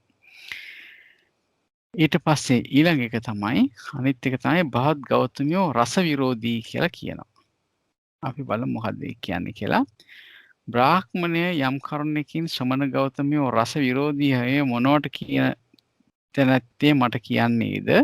ඒ කාරණේ මා කෙරේ විද්‍යාන වේමය. එතකොට දැන් අපි පොඩ්ඩක් මේ පාලි පැත්ත බැලුවොත් එතන කියලා කියන්නේ මේ අරසරූපෝ භවං ගෝතමෝ කියලා තමයි අරසරූප කියන වචනේ තමයි එතන කියලා තියෙන්නේ. ඒ කියන්නේ මෙතනදි කියන්නේ මෙතන කියලා කියනවා මේ රස විරෝධී කියන එක රසරූපෝ කියන එක. එතකොට යම් කරුණකින් ශ්‍රමණ ගෞතමයේ රස විරෝධීයි මොනවට කියන තැනැත්තේ මට කියන්නේද ඒ කාරණේ මා කරේ විද්‍යාන වේමය විද්‍යාමාන වේමය කියලා. එහෙම දෙයක් තියෙනවම තමයි. රස විරෝධී කියලා කවුරු හරි කියනවා නම් ඒක හරිය එහෙම දෙයක් තියෙනවා. බමුණ යම් ඒ රූපාස්වාදයෝ, ශබ්දාස්වාදයෝ, ගන්ධාස්වාදයෝ, රසාස්වාදයෝ, ස්පර්ශාස්වාදයෝ වෙද්ද ඒ ආස්වාද රසයෝ තථාගතයන් විසින් ප්‍රහීන කරන ලද සිඳුනා ලද මුල් ඇතියේ අර මුදුන සුන් තල් රුකක් මෙන් කරන ලදෙහි තාලාවත්තු කතා කියන්නේ නැවත නූපදනාසේ විනාශයට පමුණවන ලද මත්තේ නූපදනා ස්වභාවය ඇතියේ. මේ කරුණකින් ශ්‍රමණ ගෞතමයෝ රස විරෝධීයයි මොනවට කියන තැනැත්තේ මට කියන්නේ නම් බ්‍රාහ්මණය මේ ඒ කාරණයයි. එහෙත් තෝයමක් සඳහා කියයිද ඒ කාරණය නොවේ. කියන්නේ මෙයා කියන්නේ වෙන විදිහකට නම් ඒ විදිහෙන් නෙවෙයි ඒ කාරණය හරියන්නේ ගැලපෙන්නේ අර කලින් කිව් විදිහට රූප ශබ්ද ගන්ධ රස පොට්ටබ්බ කියන ඒ ආස්වාද රසයෝ බුදුරජාණන් වහන්සේ විඳින්නේ නැහැ කියන අර්ථයෙන් තමයි ඒක සත්‍යයි කියලා කියන්නේ. ඊළඟ කියන බවත් ගෞතමයෝ පරිභෝග රහිතයෝ යයි කියලා කියනවා. පරිභෝග රහිතයි කියලා. මොකක්ද ඒකට පාලියෙන් කියන වචනේ? නිබ්බෝගෝ. නිබ්බෝගී කියන්නේ භෝග වලින් අයින් වෙලා කියන එක වෙන්න ඇති. නිබ්බෝග. පරිහරණය කරන්නේ නැතුව. එතකොට පරිභෝග රහිතයෝයි කියලා කිව්වොත් බ්‍රාහ්මණය යම් කරුණකින් ශ්‍රමණ ගෞතමයෝ පරිභෝග රහිතයෝ මොනවට කියන තැනැත්තෙක් මට කියන්නේ නම් ඒ කාරණේ මා කරේ විද්‍යාමාන වේ. ඒකත් ඇත්ත කියලා කියනවා. එහෙනම් කවුරු හරි කියනවා. බමුණ යම් ඒ රූප පරිභෝගයෝ, ශබ්ද පරිභෝගයෝ, ගන්ධ පරිභෝගයෝ, රස පරිභෝගයෝ, පොට්ටබ්බ පරිභෝගයෝ වෙද්ද ඔහු තථාගතයන් විසින් ප්‍රහීන කරන ලද සිඳින ලද මුල් ඇති මුදනසුන් තල්ගසක් මෙන් කරන ලද. එතකොට නැවත නූපදනාසේ විනාශයට පමුණන ලද මත්ෙහි නූපදනා ස්වභාවය ඇතිය. ඒ මොනවද මේ ශබ්ද රූප ශබ්ද පරිභෝග රූප පරිභෝග ශබ්ද පරිභෝග ගන්ධ පරිභෝග රස පරිභෝග පොට්ටබ්බ පරිභෝග කියන එක ඒක මත්ෙහි නූපදනා මේ බවට පමුණුලා තියෙනවා. යම් කරුණකින් ශ්‍රමණ ගෞතමයෝ පරිභෝග රහිතයෝ මොනවට කියන තැනැත්තේ මට කියන්නේ නම් මේ ඒ කාරණයයි. එහෙත් තෝ යමක් සඳහා ඒ කියයි කියයිද ඒ කාරණේ නොවේ කියලා කියනවා. කියන වෙනාර්ථයකින් නෙවෙයි ඒක ගත යුත්තේ අර විදිහටම අර රූප පරිභෝග, ශබ්ද පරිභෝග ආදී වශයෙන් ඒවා සම්පූර්ණයෙන් සිඳලා දාලා තියෙන හින්දා ඒක එහෙම කිව්වට කමක් නැහැ. ඒක ගැලපෙනවා කියන තමයි කියන්නේ. 6 තමයි අකිරියවාදෝ භවංගෝතම. අකිරියවාදී කියලා කියන්නේ. එතකොට මේ එතනදිත් බුදුරජාණන් වහන්සේ කියනවා මේ අකිරියවාදී කියලා කිව්වහමත් මෙන්න මේ කාරණයෙන් අක්‍රියවාදී තමයි කියලා. ඒක හරි කියන එක කියලා. මොකද බුදුරජාණන් වහන්සේ කාය දුස්චරිතයගේ, වාග් දුස්චරිතයගේ, මනෝ දුස්චරිතයගේ නොකිරීම කියන අක්‍රිය කියන එක කියනවා. මොනවද අක්‍රිය කියලා කියන්නේ? හැබැයි කාය දුස්චරිත, වාග් දුස්චරිත, මනෝ දුස්චරිත. සෙසු ලාමක අකුසල ධර්මයන්ගේ නොකිරීම කියන. අනිත්කුත් ලාමක අකුසල ධර්මයන් කරන්න එපා කියලාත් කියනවා. මේ අක්‍රිය කියලා කියන්නේ කරන්න එපා කියන එකනේ. එතකොට කියනවා මෙතනදී බ්‍රාහ්මණය යම් කරුණකින් ශ්‍රමණ ගෞතමයා ක්‍රියාවාදයේ මොනවට කියන තැනැත්තේ මට කියන්නේ නම් බ්‍රාහ්මණය මේ ඒ කාරණය. මෙන්න මේ කාරණෙන් එහෙම කිව්වට කමක් නැහැ. හැබැයි බ්‍රාහ්මණයා ඒක කියන්නේ වෙනත් අර්ථකින් නම් ඒක නෙවෙයි. ඒ කාරණය සත්‍ය නෙවෙයි වැරදි කියන එක තමයි කියන්නේ.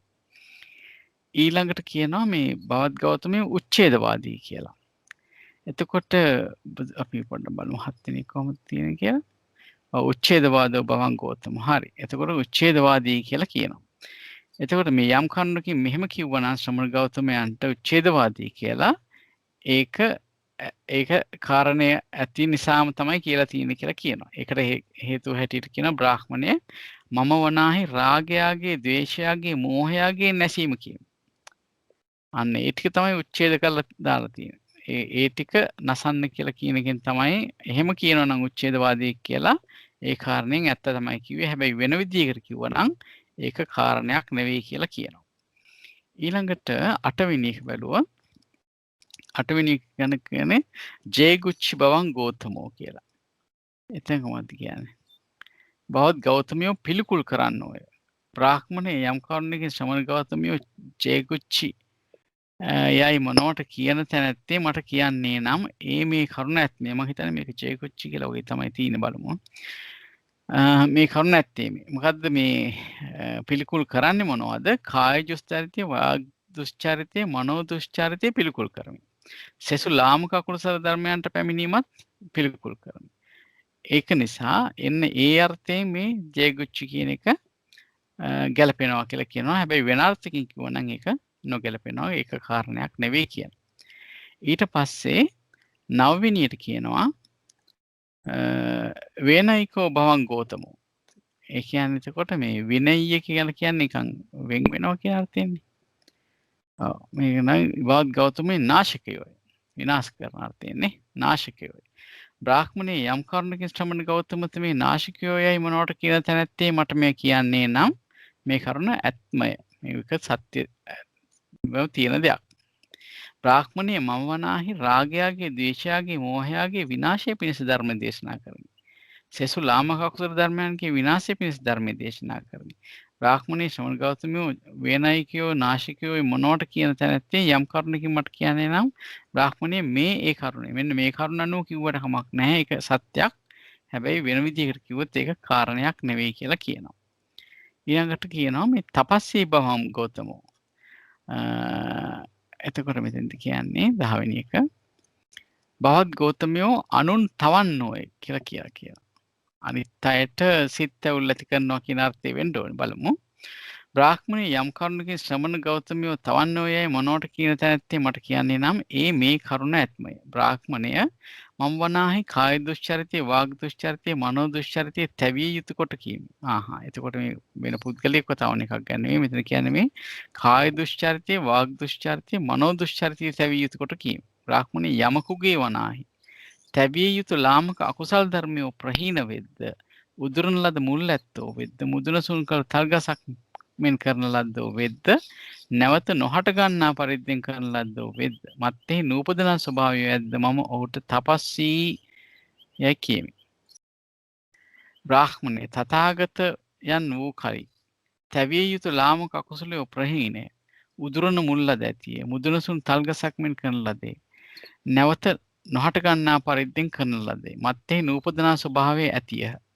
බ්‍රාහ්මණය යම් කරුණකින් මොනවට කියන තැනැත්තේ ශ්‍රමණ ගෞතමතුමේ තපස්සී යයි කියන්නේ නම් බ්‍රාහ්මණය මේ ඒ කාරණයයි. එහෙත් තෝ යමක් සඳහා කියයි නම් මේ කරුණ නොවේ කියලා කියනවා. මෙතන මේ ඇත්තටම මේ හොඳ වචන ටිකක් තියෙනවා. ඒක පොඩ්ඩක් අපි බලමු. මේ තියෙන්නේ. මෙතන කියනවා යස්සකෝ බ්‍රාහ්මණ තපනීය. පාපකා අකුසල ධම්මා පහීනා. උච්චින්න මූල මුලින් උදුරලා දාලා තාලාවත්තු කතා. ඒක තමයි අර තල්ගසේ මුදුන කැඩුවා කියන්නේ අනභාව කතා. නැවත නූපදින විදිහට. ආයතින් අනුපාද ධම්ම නැවත නූපදින විදිහටම දුරු කරලා තියෙන්නේ. කියන ඒ ටික හැමතැනම එනවා මම හිතන්නේ උච්චින්න මූල තාලාවත්තු කතා අනභාව කතා කියන එක හැම එකෙම වගේ එනවා. අපි 11 බැලුවොත් අප්පගබ්බෝ භවං ගෝතමෝ අප්පගබ්බයි කියලා කියනවා. මොකක්ද අප්පගබ්බ කියලා කියන්නේ කියලා බලමු. බවත් ගෝතමයෝ අප්පගර්භයෝය. බ්‍රාහ්මණේ යම් කරුණකින් ශ්‍රමණ ගෞතමතුමි අප්පගබ්බයෝය මොනවට කියන තැනත්තේ මේ කියන්නේ නම් මේ කරුණ ඇත්මයි. තියෙන දෙයක්මයි කියන්නේ මේ.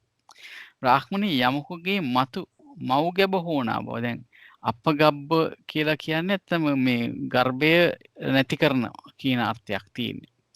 එතකොට එහෙම කරන කියනකොට කියන මේ බ්‍රාහ්මණේ යමකුගේ මතු මව් ගැබ හෝනා බව. නැවත භවෙහි ඉපදීම ප්‍රහීනද උදුරන ලද මුල් ඇත්තේ වෙද සුන් මුදුන ඇති තල් ගසක් මෙන් කරන ලද නැවත නොහට ගන්නා පරිද්දෙන් කරන ලද මත්තේ නූපදනා ස්වභාවය ඇද්ද.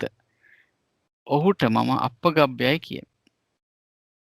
හරි. එතකොට බ්‍රාහ්මණේ තථාගතයන්ගේ මතු මව්ගැබ සයනේ මතු මව්ගැබ සයනේ නැවත භවෙහි ඉපදීම ප්‍රහීනය උදුරන ලද මුල් ඇත්තේ සුන් මුදුන නැති තල් ගසක් මෙන් කරන ලදේ නැවත නොහට ගන්නා පරිද්දෙන් කරන ලදේ මත්තේ නූපදනා ස්වභාවය ඇත්තේ යම් කරුණකින් ශ්‍රමණ ගෞතමී අප්පගබ්බ කියනවා නම් ඒ තේරුමින් කියන්න ඕනේ කියලා කියනවා. එහෙම නැතුව කියනවා නම් ඒ කාරණේ නෙවෙයි කියනවා. ඊළඟට කියනවා 11 වෙනි එකනේ. ඔව්. මෙතෙන්දි කියනවා මේ කිකිලියක් යම්සේ කිකිලියක් බුදුරජාණන් වහන්සේ මෙතෙන්දි සඳහන් කරන්නේ බ්‍රාහ්මණේ යම්සේ කිකිලියගේ බීජයෝ 8ක්කෝ 10ක්කෝ 12ක්කෝ වෙද්ද මම හිතන්නේ උඩේකටම සම්බන්ධ කරලා වෙන්නත් ඇති අපි බලමු. බ්‍රාහ්මණේ යම්සේ කිකිලියගේ බීජයෝ 8ක් හරි 10ක් හරි 12ක් හරි වෙනවා නම් ඒ කිකිලිය විසින් මත්තෙහි එය රක්නා ලද්දාහුද මනාවකොට උණුසුම් ගන්නවන ලද්දාහුද මනාවකොට කුකුළු ගඳ ගස්වන ලද්දාහුද ඒ කුකුළු පැටවුන් අතර යමෙක් සිය පානීය කකුලේ නියපොත්තෙන් හෝ මුව තුඩින් හොටෙන් හරි බිජ කටු මේ විතර කටු පලාගෙන සියල්ලටම පළමුවෙන් සුවයෙන් නික්මෙන්නේද කිම හේ දෙටුයයි හෝ කනිටුයයි හෝ කී යුතුද වන්නේද කියලා අහනවා. ඒ කියන්නේ විතර 8ක් 10ක් 12ක් තියෙන තැනකදී කිකිලියක් ඒ විතර රකින්නවා නම් ඒ නියම විදියට උණුසුම ගන්නවලා ඒ මේ කුකුළු ගඳ ගස්සලා වගේ ඒකින් යම් කිසි කුකුල් පැටවුන් අතරින් යම් කිසි කෙනෙක් කකුලෙන් නියපොත්තෙන් හරි නැත්නම් හොටෙන් හරි ඒ විතර කටුව පලාගෙන එනවා නම් එයාට කියන්න ඕනේ ජේෂ්ඨ කියලාද කනිෂ්ඨ කියලාද කියලා තමයි අහන්නේ. එතන මෙතන කියන බවත් ගෞතමේනි හේ දෙටුයයි කියුවේ එයා ජේෂ්ඨයි කියලා කියනවා. හේතමේ ඔවුන් අතරින් ජේෂ්ඨ වේ. එතකොට බ්‍රාහ්මණේ බුදුරජාණන් වහන්සේ කියන බ්‍රාහ්මණේ එපරිද්දෙන්ම මම අවිද්‍යාව නැමැති බිජුවට තුල වූ අවිද්‍යාව නැමැති අණ්ඩකෝෂයෙන් හාත්පසින් බැඳුනා වූ සත්‍යය අතුරෙන් අවිද්‍යාව නැමැති බිජු කටුව පලාගෙන සියලු ලෝක සන්නිවාසයෙහි අද්විතීය වූයෙමි. අද්විතීය කියන්නේ දෙවෙනිවුන් නැහැ කියන එකනේ පළවෙනිය. නිරුත්තර වූ සම්‍යක් සම්මෝධිය ප්‍රතිවේද කරමි. බ්‍රාහ්මණියම් ඒ මම ලොවට දෙටුවෙමි. ජේෂ්ඨ වෙනවා ශ්‍රේෂ්ඨ වෙනවා කියලා එතෙන්දී සඳහන් කරනවා. ඊළඟට කියනවා බ්‍රාහ්මණය බෝමැඩහුන් මා විසින් වඩන ලද වීරිය නොහැකුලෙනේ විය. සිහිය එළඹ සිටියේ නොනටුවේ. සිහිය එළඹ සිටියේ නොනටුවේ. සිහිය හොඳට එළඹ සිටියා ඒක නැසුන් නැහැ. නාම රූප කය සංසිඳුනේ දරත රහිත විය. සිත අරමුණෙහි මොනවට පිහිටියේ එකඟ විය. බ්‍රාහ්මණේ ඒ මං කාමයන්ගෙන් වෙන්න අකුසලයන්ගෙන් වෙන්න විතක්ක සහිත විචාර සහිත සවිතක්කං සවිචාරං විවේකජං පීති සුඛං පඨමඥානං උපසම්පජ්ජ විහ වාසය කරා කියන එක ඒ විදිහට වාසය කරා කියන එක තමයි කියන්නේ. විතක් එතකොට මෙතන අපි පොඩ්ඩක් අපි ඒක මේකෙම කියමු. මෙතන නේද? ඔව් ආරද්දං කෝපන මේ බ්‍රාහ්මණ විරියං අහෝසි අසල්ලීනං. එතකොට අසල්ලීන වුණානේ මැලිවුන්නේ ලීනවුන් නැතුව තිබුණා ඒ විරිය. උපට්ඨිතා සති අසම්මුට්ට ඒ සතිය අසම්මුට්ට උන්නේ මේ හොඳ සිහිය පැවතුණා. පස්සද්දෝ කායෝ අසාරද්ද හොඳට කය මේ සංසුන් වෙලා තිබුණා. සමාහිතං චිත්තං ඒකක් ගන්න. සෝකෝ අහං බ්‍රාහ්මණේනි මම විවිච්ඡේව කාමේහි විවිච්ඡ කුසලේ ධම්මේහි සවිතක්කං සවිචාරං විවේකජං පීති සුඛං පඨමඥානං උපසම්පජ්ජ විහාසින් විතක්ක විචාරාණං උපසමා අජ්ජත්තං සම්පසාදනං චේතසෝ ඒකෝදි භාවං අවිතක්කං අවිචාරං සමාධිඥං පීති සුඛං ဒ ුතියඥානං උපසම්පජ්ජ විහාසින් පීතියාච විරාගා උපේකකෝ විහාසින් සතෝච සම්පජානෝ සුඛංච කායේන පටිසංවේදේසින් යන්තං අරියා ආකිච්ඡන්ති උපේක්ඛකෝ සතිමා සුඛ විහාරීති තං තත්‍යඥානං උපසම්පජ්ජ විහාසින් සුඛස්සච පහනා දුක්ඛස්සච පහනා පුබ්බේ සෝමනස්ස දෝමනස්සානං අත්තංගමා අදුක්ඛම සුඛං උපේක්ඛා සති පාරිශුද්ධින් චතුත්ථ ධානං උපසම්පජ්ජ විහාසින්. ඒ කියන්නේ ධාන හතරෙම හොඳ සතිමත්ව වැඩ සිටියයි කියන එක තමයි එතනදී සඳහන් කරලා තියෙන්නේ. ඊළඟට කියනවා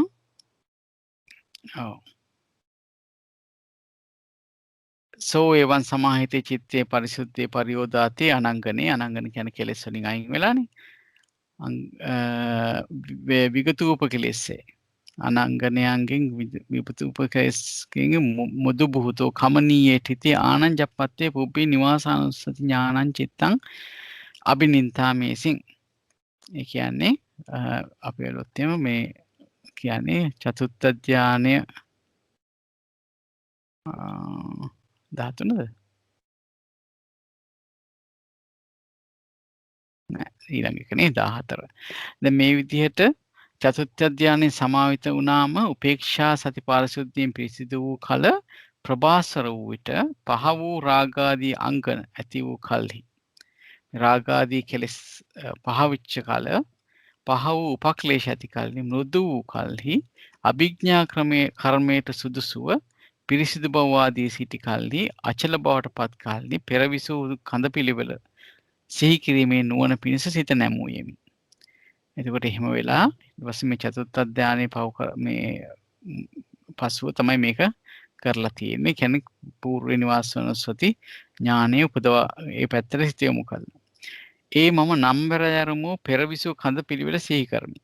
ඒ මෙසේ එක් ජාතියක්ද ජාති දෙකක්ද ජාති තුනක්ද ජාති හතරක්ද ජාති පහක්ද ආදී වශයෙන් ගිහිලා ජාති 100ක් ජාති දහසක් ජාති ලක්ෂයක් නොඑක් නස්නා කල්පයන්ද නොඑක් වැඩෙන කල්පයන්ද අර විවට්ට සංවට්ට කියලා කියන්නේ නොඑක් නස්නා වැඩෙන කල්ප තේ කරමු.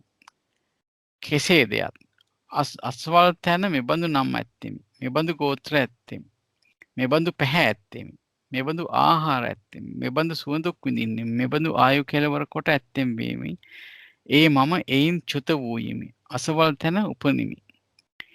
එහිද මෙබඳු නම් ඇත්තෙම් මෙබඳු ගෝත්‍ර ඇත්තෙම් මෙබඳු පැහැ ඇත්තෙම් කියලා ඔන්න විදිහට හැම භවයන් භවය ගැනම ඒ චුත මේ පූර්ව නිවාසානුස්සති ඥානය ඇති කරගත්තයි කියලා කියන්නේ.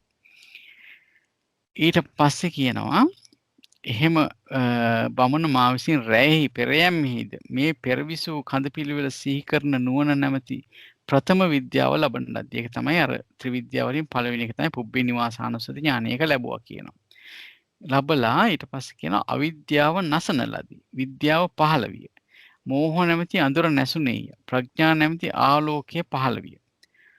ස්මෘති අවිප්‍රවාසයෙන් අප්‍රමත්ත වූ කෙලෙස් තවන වීර්යෙන් යුක්තව අභිප්‍රේතාර්ථ සිද්ධිය කෙරෙහි යොමු කරන ලද සිත් ඇතුව වාසය කරන්නට යම්සේද මටත් එසේම කරන්නාහුට යම්සේද මටත් එසේම මජුන මහන බිජු වටින් කුකුළු පැටියාගේ නික්මීම මෙන් මාගේ මේ පළමුවන නික්මීම විය කියලා එතෙන්දී මේක සඳහන් කරනවා. මේක තේරුණාද මේ කිව්ව දේ කාට හරි විස්තර කරන්න පුළුවන්ද මේ අවසානයේ කිව්ව දේ? ශ්‍රීමති මහත්මිය ශ්‍රීමති මහත්මිය මං හිතන්නේ ගියා මේ උදේ ගන්න වෙන්නේ නැති. හරි හරි එතුමී අද කිව්වම එංගලන්තෙන් දැන් උදේ 6:07 වගේනේ මං හිතන්නේ මං දැක්ක යනවා දැන් ආයේ එයිද දන්නේ හරි හොඳයි එතකොට මෙතන කියන්නේ මේ අර ත්‍රිවිද්‍යාවේ පළවෙනි එක ගැන තමයි කියන්නේ මේ පෙරවිසු කඳ පිළිබඳ නැත්නම් පුබ්බේ නිවාසානුස්සති ඥානය උපදවා ගත්තා කියලා. ඊට පස්සේ අවිද්‍යාව නසන ලදී කියලා කියනවා. එතකොට මේ ඒක නිසා නැසොයි කියන එක නෙවෙයි අපි හිතන්න ඕනේ. ඒක මේ ඒ අවස්ථා දෙකක් ඒකනේ. పూర్ව නිවාසානුස්සතිය ලැබීම එක අවස්ථාවක්. එතකොට අවිද්‍යාව නසන එක තව අවස්ථාවක් කියලා අපි දැනගත යුතුයි. කොහොම හරි එහෙම එතෙන්දි කියන්නේ මේ අවිද්‍යාව නැසවා කියනකොට අර මේ බිජු වටින් එළියට ආපු පළවෙනි කුකුල් පැටියා වගේ මේ ජේෂ්ඨ බවින් බුදුරජාණන් වහන්සේ එතෙන්දී ජේෂ්ඨත්වයට පත් වුණා කියන එක. ශ්‍රේෂ්ඨත්වයට පත් වුණා. ඉතින්දි කියන්නේ අර ධම්මචක්ක කියන අර විද්‍යා උදපාදි පඤ්ඤා උපදපාදි ආලෝක උදපාදි කියන දැනද? එතනද කියන්නේ? ඔව් ඒක වෙන්න පුළුවන්. ඒක වෙන්න පුළුවන්. එතනත් කියන්නේ ඒක නේද කියන්නේ? ඔව් මම හිතනවා ඒක තමයි කියන්නේ. විද්‍යාව ඉපදුනා කියලා නේ. ආලෝක ඊට පස්සේ විද්‍යා උදපාදි ආලෝක උදපාදි පඤ්ඤා උදපාදි එහෙම කියන මට හිතෙන එතන ටිකයි මේ කියන්නේ. ඒක තමයි මම හිතන්නේ මෙතන කියන්නේ. ඔව්. සර් සම්බන්ධ වුණා ජයන්ත මහත්තයා. ආස සම්බන්ධ වුණාද සර්? ඔව් දැන්. තෙරුවන් සරණයි ජයන්ත මහත්තයා ටික කරගෙන යන්නකෝ. අපි මේ කියාගෙන යනවා මේ කියවගෙන යනවා සර්. දැන් අපි 15 වෙනි ඡේදය දක්වාම අපි ආවා. ඔව්. ඔව්. ඒක ඊටම අලංකාරයි මේ ඔබතුමාට බොහොම පින්. ඇත්තටම එතන අර පළමුවට එන කුරුළු පැටියාගේ කතාව වගේ ඒ කියන්නේ ඒ ශ්‍රේෂ්ඨ කියන කාරණේ පෙන්වන්න තමයි එතන පැහැදිලි කරන්නේ. ශ්‍රේෂ්ඨ භාවම බිජු වටින් කුකුළු පැටියාගේ නික්මීමෙන් පළවෙනි නික්වීම. ඒ කියන්නේ ත්‍රිවිද්‍යාව පළවෙනි එක ඊළඟට උබ්බේ නිවාසානුස්මෘති ඥානෙ ඊට පස්සේ දිබ්බ චක්කු ඊළඟට විස්තර කරනවා දිබ්බ චක්කුනේ. එහෙමයි මම හිතන්නේ ඊළඟට දිබ්බ චක්කු තමයි විස්තර කරන්නේ. දිබ්බ චක්කු ඊළඟට ආශ්‍රවක්ෂ ඥානෙ විස්තර කරනවා. ඒ කියන්නේ ශ්‍රේෂ්ඨ පුජ්‍යලයා කියන ස්වභාවය තමයි එතන පැහැදිලි කරන්නේ. එහෙමයි සර්. එහෙමයි. ඒකද ඊළඟ කියන්නේ අර සර් කිව්වා වගේ ඊට පස්සේ කියන අර මේ පුබ්බේ නිවාසානුස්සති ඥානයට පස්සේ කියනවා මේ දිබ්බ චක්කු ඥානය. ඒ කියන්නේ චතුප්පපාත ඥානය. ඔව්.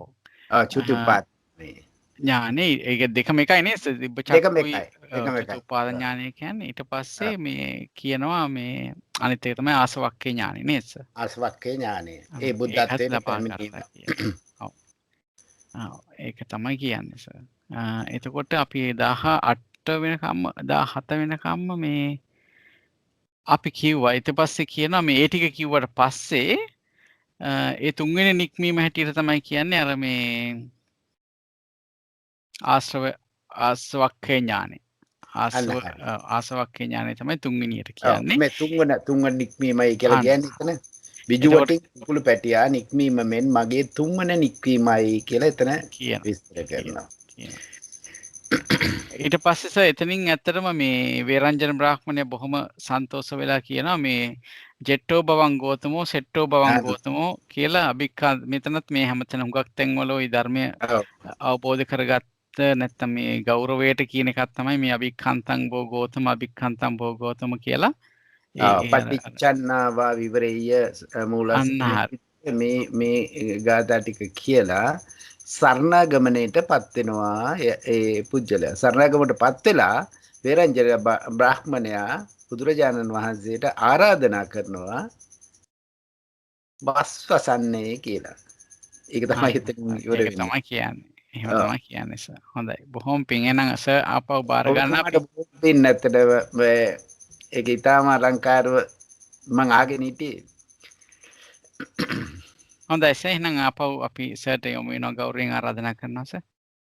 තෙරුවන් සරණයි. තෙරුවන් සරණයි සර්. අපි ගියේ මේ කොටස ඉවරුණානේ නේද? එහෙමයි අපි 17 වෙනි එක වෙනකම්ම කියා.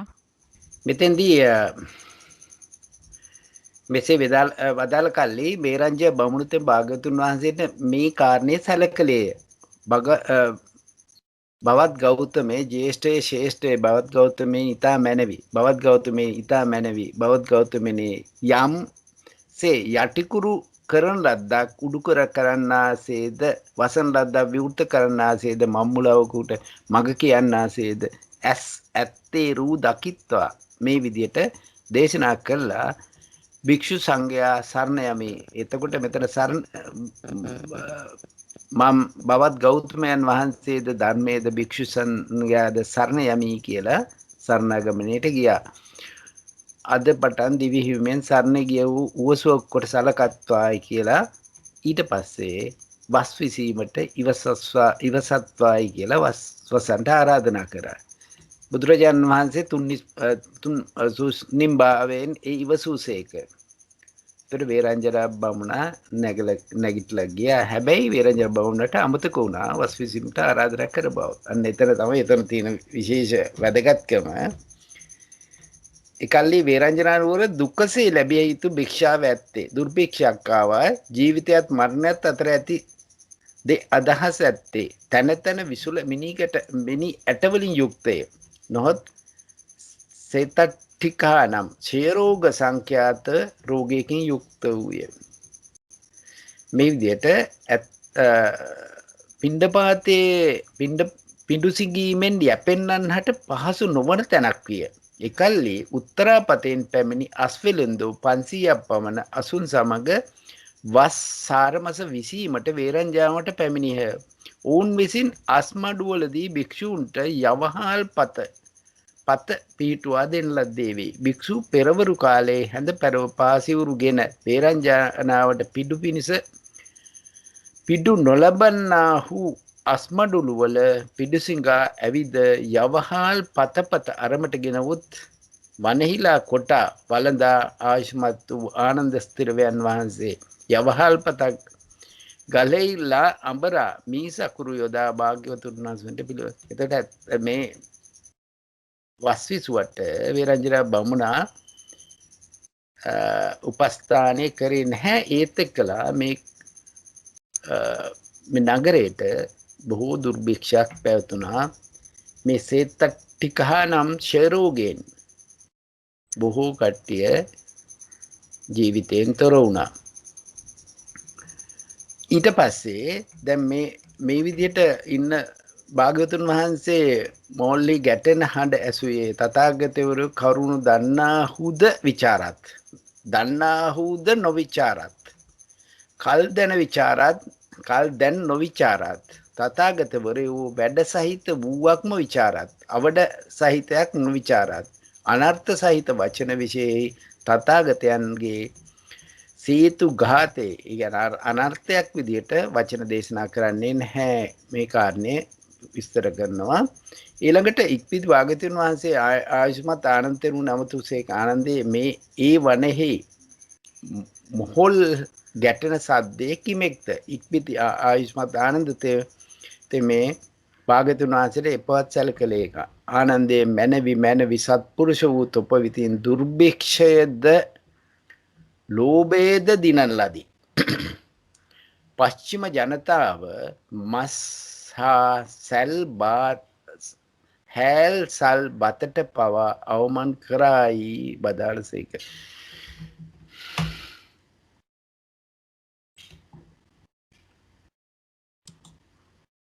මෙන්න මේ කාරණේදී මෙන්න මෙතන විශේෂ ස්ථානයක් තියෙනවා.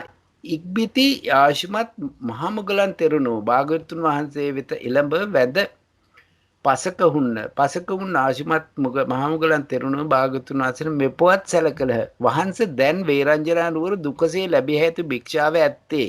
ජීවිතයේ පිළිබඳව දෙයතකින් පැවති සැක ඇත්තේ. තන තන බිසුල මිනී ඇට ඇත්තේ.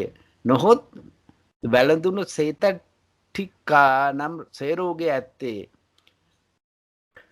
එතකොට මේ කාරණේ පිඬුසිඟීමෙන් ජීවත් වන්නට පහසු නොවන්නක් වෙයි. වහන්සේ මේ පොළවේ යටපෙදෙස මිහිරි රසයෙන් යුක් සමුද්ද වෙයි. පිළවුන් නැති මීවදයක් යම්සේද එමෙන් රසවත් වෙයි. වහන්ස භික්ෂු පෘථිවි රසය වළඳත්වා මම පොළොව පෙරලන්නෙමි මැනවී යනොයි. මේ විදිහට මහා මුගලන් හාමුදුරුවෝ දේශනා කරා පොළොව පෙරලන්නේ. එතකොට මුගලන යම් ඒ පොළොව ඇසුරු කළ ප්‍රාණීන් විරුද්ධ ඔවුන්ට කුමක් කරන්නෙහිද? එතකොට කියන වහන්ස මම පොළොව පමණ මහත් වූ එක් අත්තලක් මවන්නෙමි. පොළොව ඇසුරු කර ප්‍රාණීන් ඒට මාරු කරන්නෙමි. අනික් අතින් පොළොව පෙරලන්නෙමි. මුගලන නුසුදුසිය. පොළොව පෙරලීමත ඔබට රුචි නොවේවා. සත්‍යෝ චිත්ත විපර්යාසයට පවා පැමිණෙන්නාහු. වහන්ස සියලු භික්ෂු සංගත මේ උතුරු කුරු දිවයිනට පිඩු පිරිස යන්නේ නම් මැනවි. මුගලන් නුසුදුසුය. උතුරු කුරු දිවයිනට සියලුම භික්ෂු සංඝයාගේ යෑම ඔබට රුචි නොවේවා. ඉක්බිති රවෝගත වූ චිත්ත විවේකයෙන් යුත් ආයුෂ්මත් සාරිපුත්‍ර ශ්‍රවයන් වහන්සේ මෙසේ චිත්ත පරිවිතර්කයක් පහළ විය. කවර භාග්‍යවතුන් වහන්සේගේ ශාසනය චිරස්ථායී නොවීද? කවර බුදුවරුන්ගේ ශාසනය චිරස්ථායී වීද? මෙන්න මෙතන තමයි විනය කතාවට බහින්නේ. එතකොට ඉක්බිති සාරිපුත්‍ර ශ්‍රවයන් වහන්සේ පස්වරුවේ පළසමවතින් නැගී සිටියේ භාග්‍යවතුන් වහන්සේ වෙත ළඹ එකත්පසව හුන්නේ. එකත්පසව හුන් ආයුෂ්මත් සාරිපුත්‍ර ස්ත්‍රීවතේ භාග්‍යවතුන් වහන්සේට මෙසේ සැලකලේ. වහන්සේ මෙහි රහසිගත වූ චිත්ත විවේකයෙන් යුත් වූ මගේ සිතට මෙබඳු විතර්කයක් පහළ විය. කෙනෙක් කවර බුදුවරුන්ගේ ශාසනය චිරස්ථායී වීද? කවර බුදුවරුන්ගේ ශාසනය චිරස්ථායී නොවීද? මේ කාරණය බුදුහාමුදුරුවන්ගෙන් ඇහුවා. අහනකොට සාරිපුත්‍රයනි විපස්සී සිකී වෙස්සබු භාග්‍යවතුන් වහන්සේද ගේද ශාසනය බොහෝ කල් පැවතුනේ නොවීය. වෙස්සබු විපස්සී සිකී වෙස්සබු බුදුරජාණන් වහන්සේලාගේ ශාසනය බොහෝ කල් පැවතුනේ නැහැ. ඊට පස්සේ කියනවා කකුසඳ කෝණගමන කාශ්‍යප ඒ බුදුරජාණන් වහන්සේලාගේ ශාසනය බොහෝ කල් පැවතුණා. මෙන්න මේ කාරණේ විස්තර කරනවා. මෙතනින් තමයි විනය පිටකය සම්බන්ධව කාරණා දේශනා කරන්නේ. ඇයි එහෙම වුණේ? මොකද්ද ප්‍රත්‍යේ? මොකද්ද හේතුව කියලා දැන් බුදුරජාණන් වහන්සේගෙන් අහනවා සරියුත් හාමුදුරුවෝ. ඒකට හේතු කවරේද? ප්‍රත්‍ය කවරේද? කියන්නේ විපස්සී සිකී වෙස්සබු බුදුරජාණන් වහන්සේලාගේ ශාසනය බොහෝ කල් පැවතෙන්න හේතුව නොපවතින්න හේතුව කුමක්ද? ඊට පස්සේ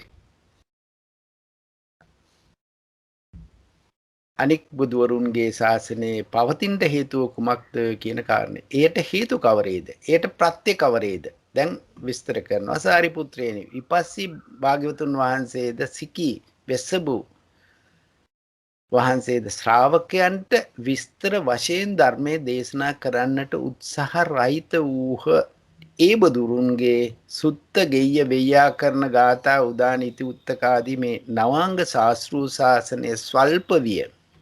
ශික්ෂාපද නොපනවන ලදී. ආනා ප්‍රාතිමෝක්ෂය නොදෙසන ලදී. මෙන්න කාරණේ ඊතර විස්තර කරනවා. ආනා ප්‍රාතිමෝක්ෂයක් දේශනා කරේ නැහැ. එතකොට ඒ භාග්‍යවත් වූ බුදුරජවරුන්ගේ පරිනිර්වාණයෙන් බුදුවරුන්ගේ සම්මුඛ ශ්‍රාවකයින්ද පරිනිර්වාණයෙන් නානා නාම ඇති නානා ගෝත්‍ර ඇති නානා ජාතියෙන් නානා කුලයෙන් පැවිදි වූ යම් පශ්චිම ශ්‍රාවක කෙනෙක් වූද ඔව්හු ඒ ශාසනය මහා අතුරුදන් කළහ. ඊට පස්සේ මහණවුන ඒ භික්ෂුන් වහන්සේලා විසින්ම ශාසනය අතුරුදහන් කරා. සාරිපුත්‍රයනි යම්සේ නන්වදෑරුම් පුෂ්ප ජාතිහු මෙතන තමයි විස්තර කරන්නේ.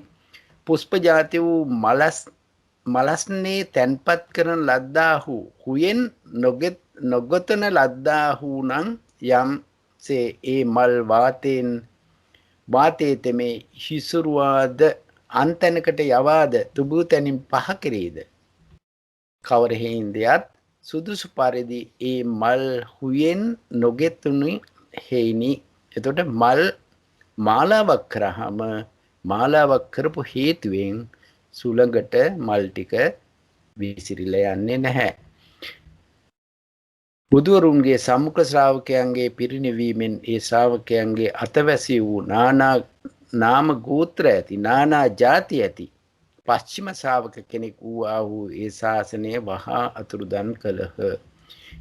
ඒ අපිස්සකෝ සිකී වැසබෝ විපස්සී සිකී වැසබෝ ඒ බුදුරජාණන් වහන්සේලාගේ ශාසනය ඉක්මනට නැති වුණේ ඒ ආනා ප්‍රාතිමෝක්ෂ දේශනා කරේ නැහැ. ධර්මය එකට ගෙතිලා තිබුණේ නැහැ කියන කාරණය එතන පැහැදිලි කරනවා.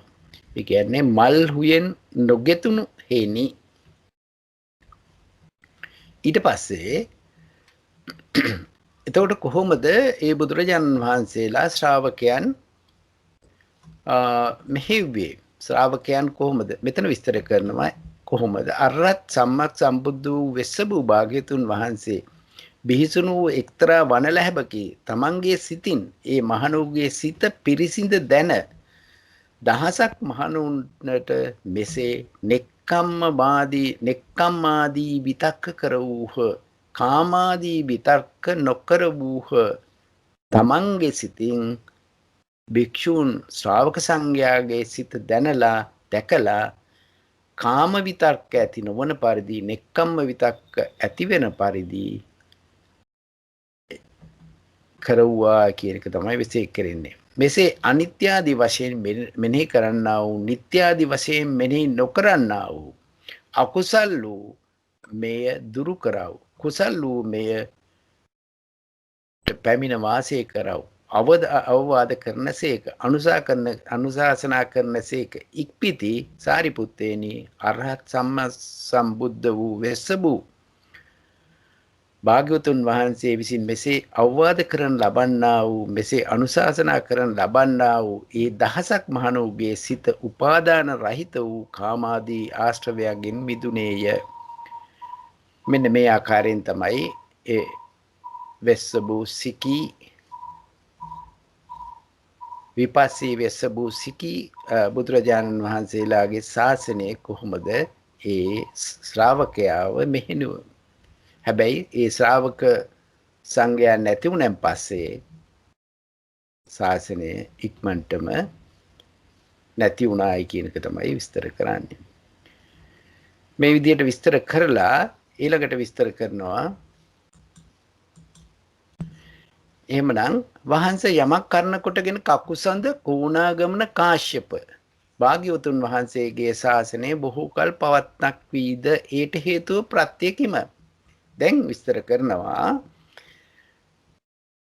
කකුසඳ කෝණාගමන කාශ්‍යප භාග්‍යවතුන් වහන්සේගේ ශ්‍රාවකයන්ට විස්තර වශයෙන් දහම් දෙසන්නට උත්සාහ වූහ. ඒ බුදුරුන්ගේ සූත්‍ර දේශනාද ගාථා සහිත සූත්‍ර දේශනාද අභිධර්ම පිටකය හා අන්‍ය අංග 8 හයත් වූ බුද්ධ වචනේද ගාථාද දේශනාද සොම්නස් මුවානුමනින් වදාළ දේශනාද භාග්‍යවතුන් වහන්සේ මෙසේ වදාළසේකයි දැක් වූ සූත්‍රාන්තද ජාතක කතාද. ඒ කියන්නේ නවාංග ශාස්ත්‍රීය ශාසනය ගැන තමයි කියන්නේ. නවාංග ශාස්ත්‍රීය ශාසනය බොහෝ විය ශ්‍රාවකයන්ට ශික්ෂාපද පනවන ලදී පාමොක් උදෙසන ලදී.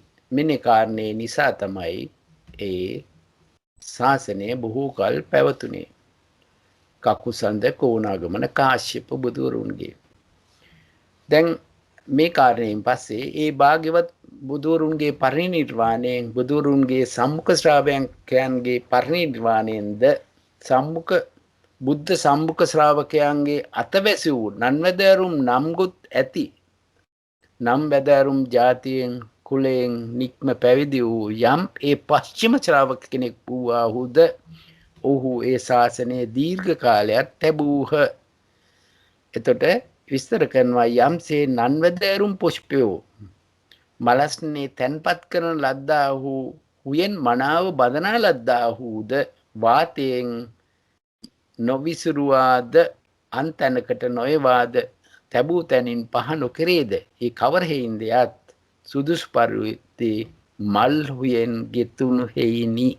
මෙන්න මේ විදිහට ආනාදේශනාවේ වැදගත්කම එතන පැහැදිලි කරනවා. මෙතන ඊට පස්සේ කියනවා සාරිපුත්තේනි යම් කරුණකින් කකුසඳ භාග්‍යවතුන් වහන්සේද වෝනාගමන කාශ්‍යප භාග්‍යවතුන් වහන්සේද ශාසනයේ දුගුත් කල් පැවැත්නේ වීද මේ එයට හේතුවයි මේ එයට ප්‍රත්‍යයයි.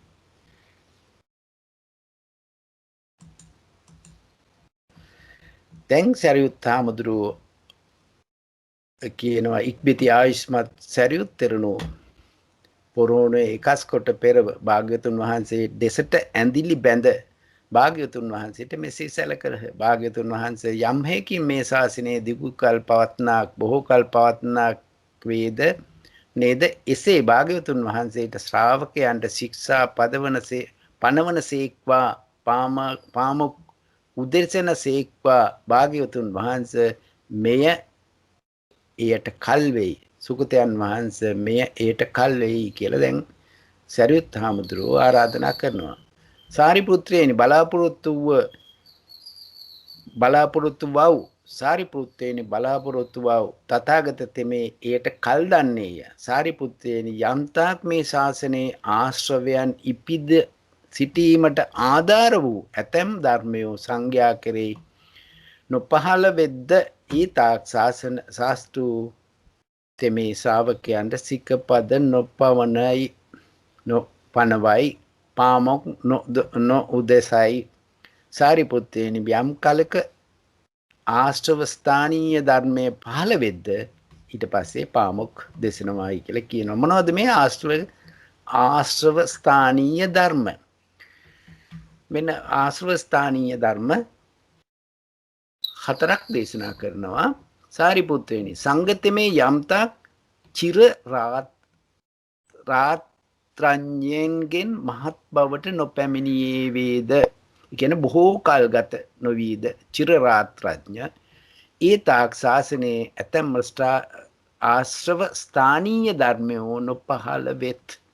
ආශ්‍රවයන් උපදින ධර්ම පහළ වෙන්නේ නැහැ කියනවා. සාරිපුත්තේනි යම් කලක සංගතමේ චිර රාත්‍රඤ්ඤයෙන් මහත් බවට පැමිණියේ වේද මේ ශාසනයේ ඇතැම් ආශ්‍රව ස්ථානීය ධර්මයා සංඝයා කෙරෙහි පහළ වෙද්ද එකල්හි ශාස්ත්‍රූතමේ ආශ්‍රව ස්ථානීය ධර්මයන් නැසීම පිණිස සිකපද පනවයි. ඒතකොට පළවෙනි කාරණේ කියන්නේ චිර රාත්‍රඤ්ඤ මහත් බවට නොපැමිණියේ වේද. මේක පාලි පැත්තේ කියනවා නම් සංඝෝ රත්තඤ්ඤු මහත්තම් පත්තෝ හෝති. සංඝෝ රත්තඤ්ඤු මහත්තම් පත්තෝ හෝති. ඊළඟ එක සංඝෝ වේපුල්ල මහත්තම් පත්තෝ හෝති.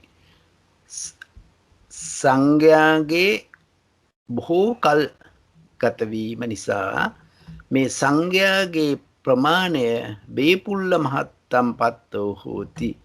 ඊළඟට සංඝෝ ලාභග්ගම් මහත්තෝ පත්තෝ හෝති. ලාභ සත්කාර වැඩිවීම. මෙතන සංඝයා ප්‍රමාණයෙන් වැඩිවීම.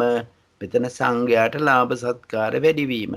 තුන්වෙනි කාරණය සංඝෝ බාහු සච්චම්මත් මහත්තම් පත්තෝ හෝති. සංඝයා බොහෝ ඇසූ පිරිව් ඇති බව වැඩිවීම නිසාත් ආශ්‍රව ස්ථානීය ධර්ම පහළ වෙනවා.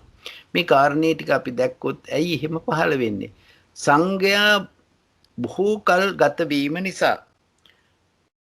කල් ගත වීම නිසා මේකට විස්තර නැවත මං හිතන්නේ ඇති. බොහෝ කල් ගත වීමෙන් මුල් අවස්ථාවේදී භික්ෂු ශාසනයට ඇතුල් වුණේ එකම පරමාර්ථයකින්. ඒ පරමාර්ථය නම් නිවන් දැකීම, දුකින් මිදීම කියන අදහස ඇතිවමයි. එතකොට ඒගොල්ලන්ට උන සත්‍ය කුමක්ද? සත්‍ය සෙවීම සඳහාමයි ඒගොල්ලෝ මේ භික්ෂු ශාසනයට ඇතුල් වුණේ. හැබැයි දැන් මේ පරමාර්ථයෙන් පොඩ්ඩක් කල් ගත වෙනකොට මේගොල්ලන්ගේ ලෞකික පරමාර්ථ පෙරදැරි වෙන්න පටන් ගන්නවා. ලෞකික පරමාර්ථ පෙරදැරි වෙනකොට ඒ කාරණේ නිසා ඒගොල්ලෝ ආශ්‍රවස්ථානීය ධර්ම, ඒ කියන්නේ කෙලෙස් උපදවන තත්ත්වයට යනවා. මේ සංඝයෝ වේපුල්ල මහත්තං හෝති කියන්නේ මහත්තං පත්තෝ හෝති කියන්නේ සංඝයාගේ ප්‍රමාණය වැඩි වෙනකොට යම් කිසි කෙනෙක් අර විදියට ලෞකික පරමාර්ථ වලට එනවා නම් එයා සංඝ කාණ්ඩයක් එකතු කරගන්නවා. එයාට කැමති කාණ්ඩයක් එකතු කරගෙන ඊ පැත්තට අදින ස්වභාවයෙන් යුක්ත වෙනවා. මේකට උදාහරණයක් විදිහට තියෙනවා චබ්බග්ගී භික්ෂූන් වහන්සේලා. ඊට පස්සේ ලාභග්ග මහත්තම් පත්තෝති ලාභ සත්කාර වැඩිවීම නිසා මේක රජගහනුවරදී සිද්ධ වුණා. බිම්බිසාර රජතුමා බොහෝ පිරිස් වලට බොහෝ ලාභ සත්කාර දෙන්න පටන් ගත්තා. එතකොට මේගොල්ලෝ ඇදිලා ගියා අර පරමාර්ථ නිර්වාණගාමිනී ප්‍රතිපදාවෙන් බැහැරට ගිහිල්ලා ලෞකික පරමාර්ථයන් වලට එන්න ගත්තා. සංඝයෝ බාහුසච්ඡම් පත්ව මේ බහුශ්‍රතභාවයේ වැඩි වෙන්න ඊ ධර්ම කරුණ පිළිබඳව තර්ක විතර්ක වැඩි වෙන්න ගත්තා. තර්ක විතර්ක වැඩි වෙන්න ගිහිල්ලා තර්ක විතර්ක නිසා ධර්මය අධර්මයේ ලෙසත් විනය අවිනය ලෙසත් ඒ කාරණා පිළිබඳව වැරදි මත ප්‍රකාශ කරන්න ගත්තා. මෙන්න මේ කාරණා 4 නිසා තමයි ආශ්‍රව ස්ථානීය ධර්ම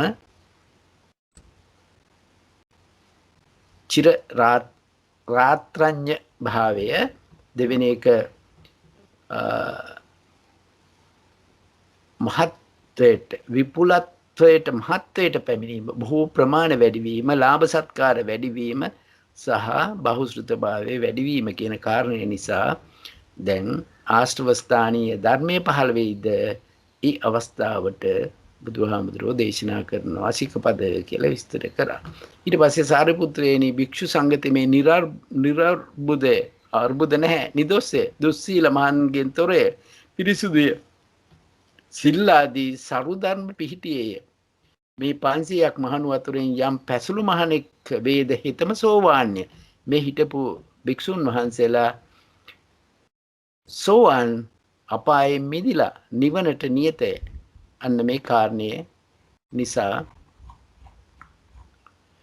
එකල්ලි භාග්‍යවතුන් වහන්සේ ආනන්ද තෙරුන් නමතානන්දේ බුදුරු යම් කෙනෙකුගේ නිමතන ලද්දා වූ වස්විසේද ඔවුන් නොවිචාරා දනවුස් හැසිරීමට නොයික්මේද තථාගතයන්ගේ පුරුදු ධර්මතාවය. ආනන්දේ වේරංජනා බ්‍රාහ්මණයාට දැනුම් දෙමු.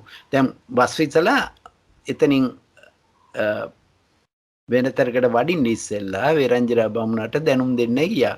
දැනුම් දෙන්න ගිහිල්ලා වේරංජ බාමුණට එයාට මතක් වෙලා තියෙන්නේ මෙතන කියනවා ඉක්විදි භාගයෙන් හඳ පෙරපි බමුණානේ තොපි අප විසින් නිමතන ලදුව වස්විසයමු තොපට දන්වන්නමු දනව් සැරිසරන්නට අපි කැමැත්තෙමු. බවත් ගෞතමයන් වහන්සේ සැබෑව මා විසින් නිමතන ලද්දා වූ වස්විසුව එහෙත් යම් දේය ධර්මයක් වී නම් එය නොදෙන ලද්දේය. මෙයා මුකුත් කරලා නැහැ. ඊට පස්සේ දවසේ දානෙට ආරාධනා කරා. මෙතනින් ඒ කාරණය බුදුරජාන් වහන්සේ දානෙට ආරාධනා කළා. ඊළඟ දවසේ ඊට පස්සේ වේරංජනාවෙන් නික්මුණා. ඊට පස්සේ වේරංජනාවෙන් මෙතන ඇවිල්ලා තියෙන්නේ විසල්පුරයට තමයි ඊළඟට වැඩියේ. විශාලා මහනුවරට විශාලා මහනුවරදී තමයි මේ වේරංජනා බණවර ඉවරයි. විශාලා මහනුවරදී තමයි ප්‍රථම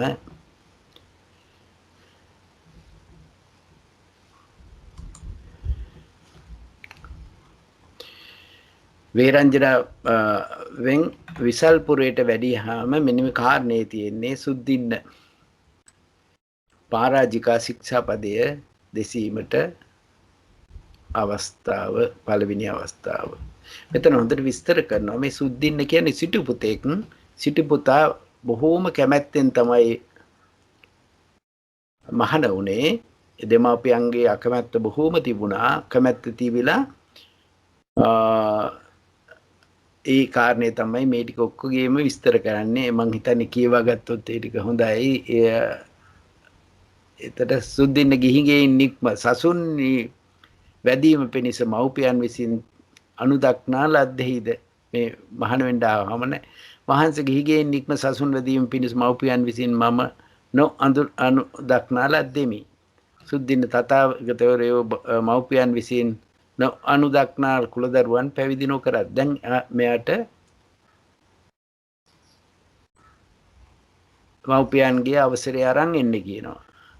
අරන් එන්න බෑ බොහෝම මාරු වෙලා අරන් ඇවිල්ලා ඉතින් මහාන වෙනවා. ඒ කාරණේ තමයි එතනින් දැන් විස්තර කරන්නේ. මෙතන පිටු ගානකට විස්තර කරනවා මේ කාරණේ.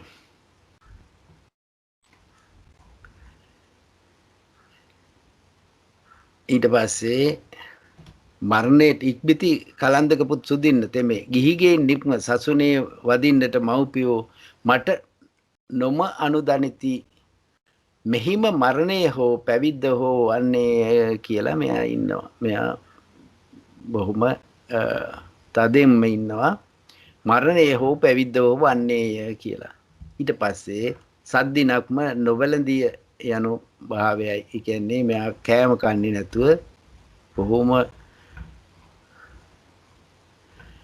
ඊට පස්සේ අවසර දෙනවා.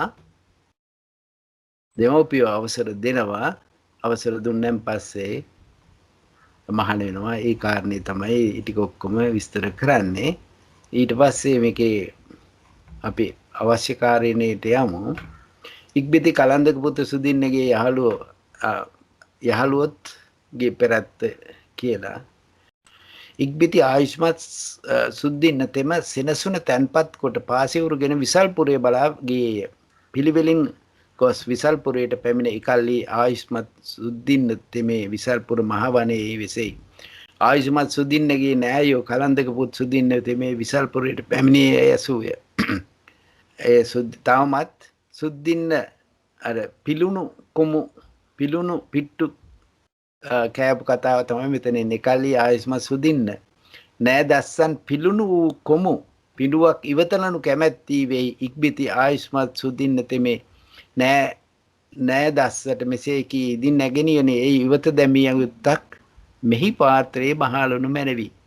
මේ විදියට අර පිලුණු කොමු වැළඳුවා. ඊට පස්සේ මෙයාට දෙමව්පියන්ට ආරංචි වුණා මේ ඉකල්ලි ආයුෂ්මත් සුනින්ද තෙමේ පිලුණු කොමුව එක්ගේ බිත්තියල් ළඟ හිඳ වළඳයි. ආයුෂ්මත් සුදින්නගේ පියතෙමේ කර්මාන්ත ස්ථානයේ පෙරලා එන්නේ දැනගත්තා මේ දරුවයි කියලා. ඊට පස්සේ තමයි මේ ඇවටිලි කරන්නේ නැවත එන්න, එහෙම නැත්නම් දරුවෙක් ලබා දෙන්න කියලා මව ආරාධනය කරනවා. එතකොට වස් 8ක් ගිහිල්ලා තියෙන සුදින්න භික්ෂුව බොහොම කරදර කරලා මේක ඊටාම දීර්ඝ කියනවා. අපිට මෙන්න මෙතෙන්දී කියනවා පුත සුදින්න මේ කුලය මේ කුලය පැවැත්ම පිළිබඳව තමයි මෙතන විස්තර කරන්නේ. කුලය පවත්වා ගන්න ලිච්ඡවීන්ලා වස්තු ඔක්කොම අරගෙන යනවලු කුලය පවතින්නේ නැත්නම්. එතකොට මේ කාරණේ නිසා ඉක්බිති ආයුෂ්මත් සුදින්නගේ මෞතමෝ ආයුෂ්මත් සුදින්නගේ ගිහි කල අඹුව බනවා. එසේ වීනන් ලේඩියේ යම් දවසක ඉතුමති වෙයිද මල්වර වේද එකල්ලි මට දන්වෝ. මෙයා එක්කරන් යනවා දැන් සුදින්නගේ පරණ අඹුව අරන් යනවා සුදින්න භික්ෂුව ඉන්න කැලේට. මේ වරන් ගිහිල්ලා බීජයක් ලබා දෙන්න කියලා කියනවා. එතකොට බීජ මේ විදිහට ලබා දුන්නා. බීජයක් පුතකු දෙව.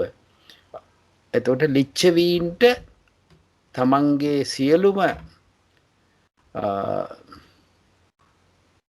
දේ නැතිව යනවා නැත්තම් එයාගේ කුලේ පවතින්නේ නැත්තම්. ඒකයි දෙමව්පියන්ට ඕන තිබුණේ ඒකට බීජයක් දෙන්නේ කියලා.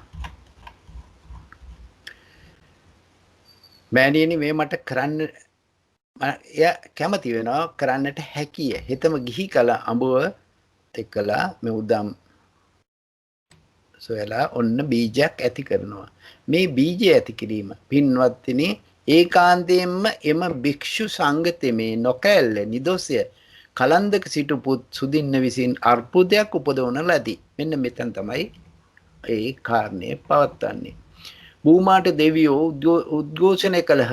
භූමාට දෙවියන්ගේ ශබ්දය අසා චාතුර් මහරජික දෙවියෝද උද්ඝෝෂණය කළහ. තව්තිසා දෙවියෝද යාමය තුසිතය නිර්මාණ රතේ පර්ණමිත වශයෙන් බඹලෝ වැසි දෙවියෝද පින්වත්නි ඒකාන්තයෙන් භික්ෂු සංගතසමය නොකළැල් නිදොස්සේ කලන්දක පුත් සුදින්න අර්බුදයක් උපදවන ලදී. ආදීනවක් උපදවන ලදී. මේ විදිහට දෙවියෝ බොහෝ ഘോഷා ඇති කරා. මේ කාරණයෙන් පස්සේ මේ බීජක කියන්නේ අර ලැබුණු පුත්‍රයාට බීජක මාතා කියන්නේ ඇගේ පුරාණ බිරිඳ බීජක පීතෘ කියන්නේ සුද්දින්න.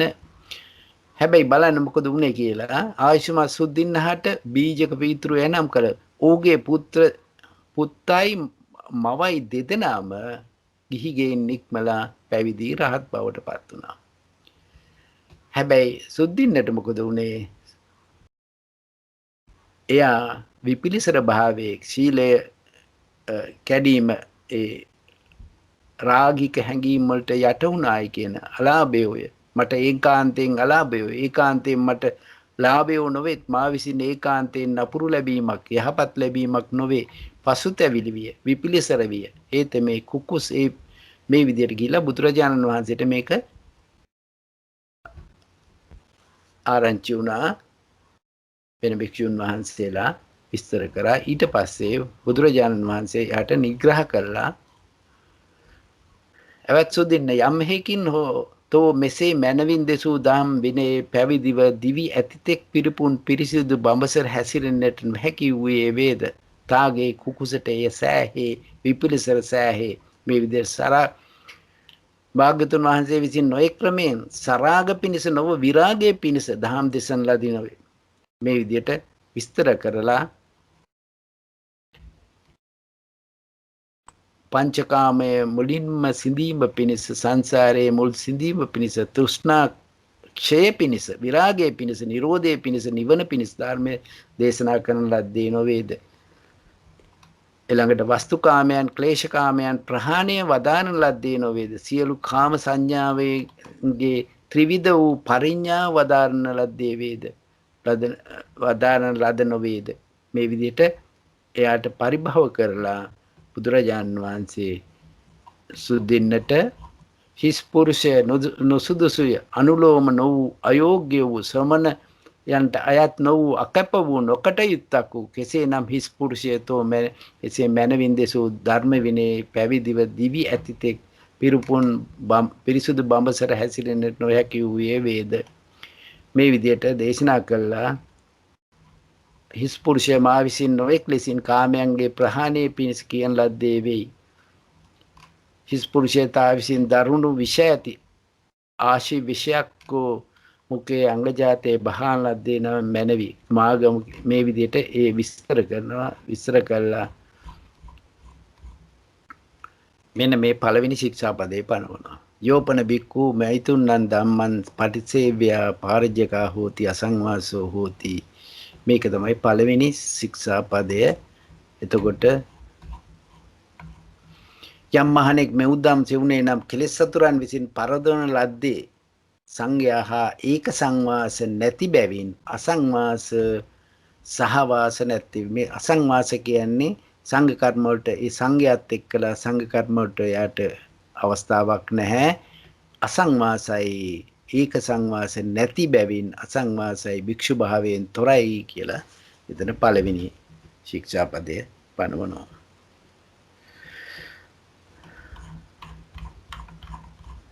ඊට පස්සේ ඊළඟ ශික්ෂාපදයේනේ ඒ ශික්ෂාපදයටම අනු ශික්ෂාවක් පනවනවා. ඒත්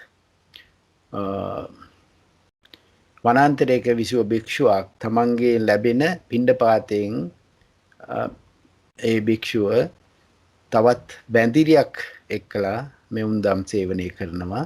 ඒ කාරණය මත මේ කාරණේ ආරංචි වීමෙන් පස්සේ ඒ ශික්ෂාපදය තවදුරටත් යෝපන බික්කු මෛතුන්නන් ධම්මං පත්සේවය අන්තමාසෝ චිරත්ථාන ගතයපි පරාජිකා හෝති. මෛතුන්නන් ධම්ම ඒ කියන්නේ මිනිස් වෙසක් නැති වෙනත් තිරච්ඡාන ගත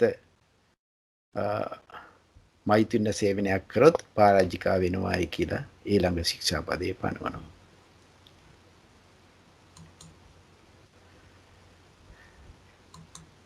අපි අදට නවත්තමු නේද? එහෙම තමයි. සමත් හිතුවේ මේ පැය දෙකකට වැඩි කාලයක් ඇතුළත මේ එහෙනම් අපි අදට නවත්තමු. අපි මේකේ කාරණේ කියන්න තියෙන්නේ මේ වගේ තමයි ශික්ෂා පැනවීම පිළිබඳව මේ අවස්ථාව. මේක බොහෝම දිගට කියනම කතාව. දැන් මෙතෙන්ට එනකොට පිටු මං හිතන්නේ පිටු 50 ගණක් ඒ ශික්ෂා පදේ තාම ඉවර නැහැ. ඒ විදිහට තමයි එන්නේ. එහෙනම් ඊළඟ දවසේ අපි මේ විදිහට හොඳයිද මේක ඔක්කොම සියල්ලම අපිට කියවන්නම් බෑ. කියවනවා නම් ඒකේ මං හිතන්නේ අපිට කාලය ගොඩාක් යනවා. කොහොමද කරෙන්න ඕන ප්‍රධාන නැස සාරාංශ දැන් අද අවසානයේ කරා වගේ සාරාංශගතව කරොත් ඇති කියව ගන්න කට්ටියට කියව ගන්නත් අවස්ථාවක් තියෙනවා නේද? එහෙම හොඳයි නේද? එහෙම හොඳයි කියලා. දැන් මේක මේ ශික්ෂා පද සම්බන්ධව එන අවස්ථාව ඊට පස්සේ ඇත්තනම බුද්ධ චරිතයත් එක්කලා එන අනික් මහා වග්ගපාලියයි චුල්ල වග්ගපාලියයි එන්නේ ඊයේ අවස්ථාවල කොහොමද දේශනා කරේ කියලා අපි ඒකත් සාරාංශ වශයෙන් කරමු. එවනම් අද දවසට අපි නවත්තමු.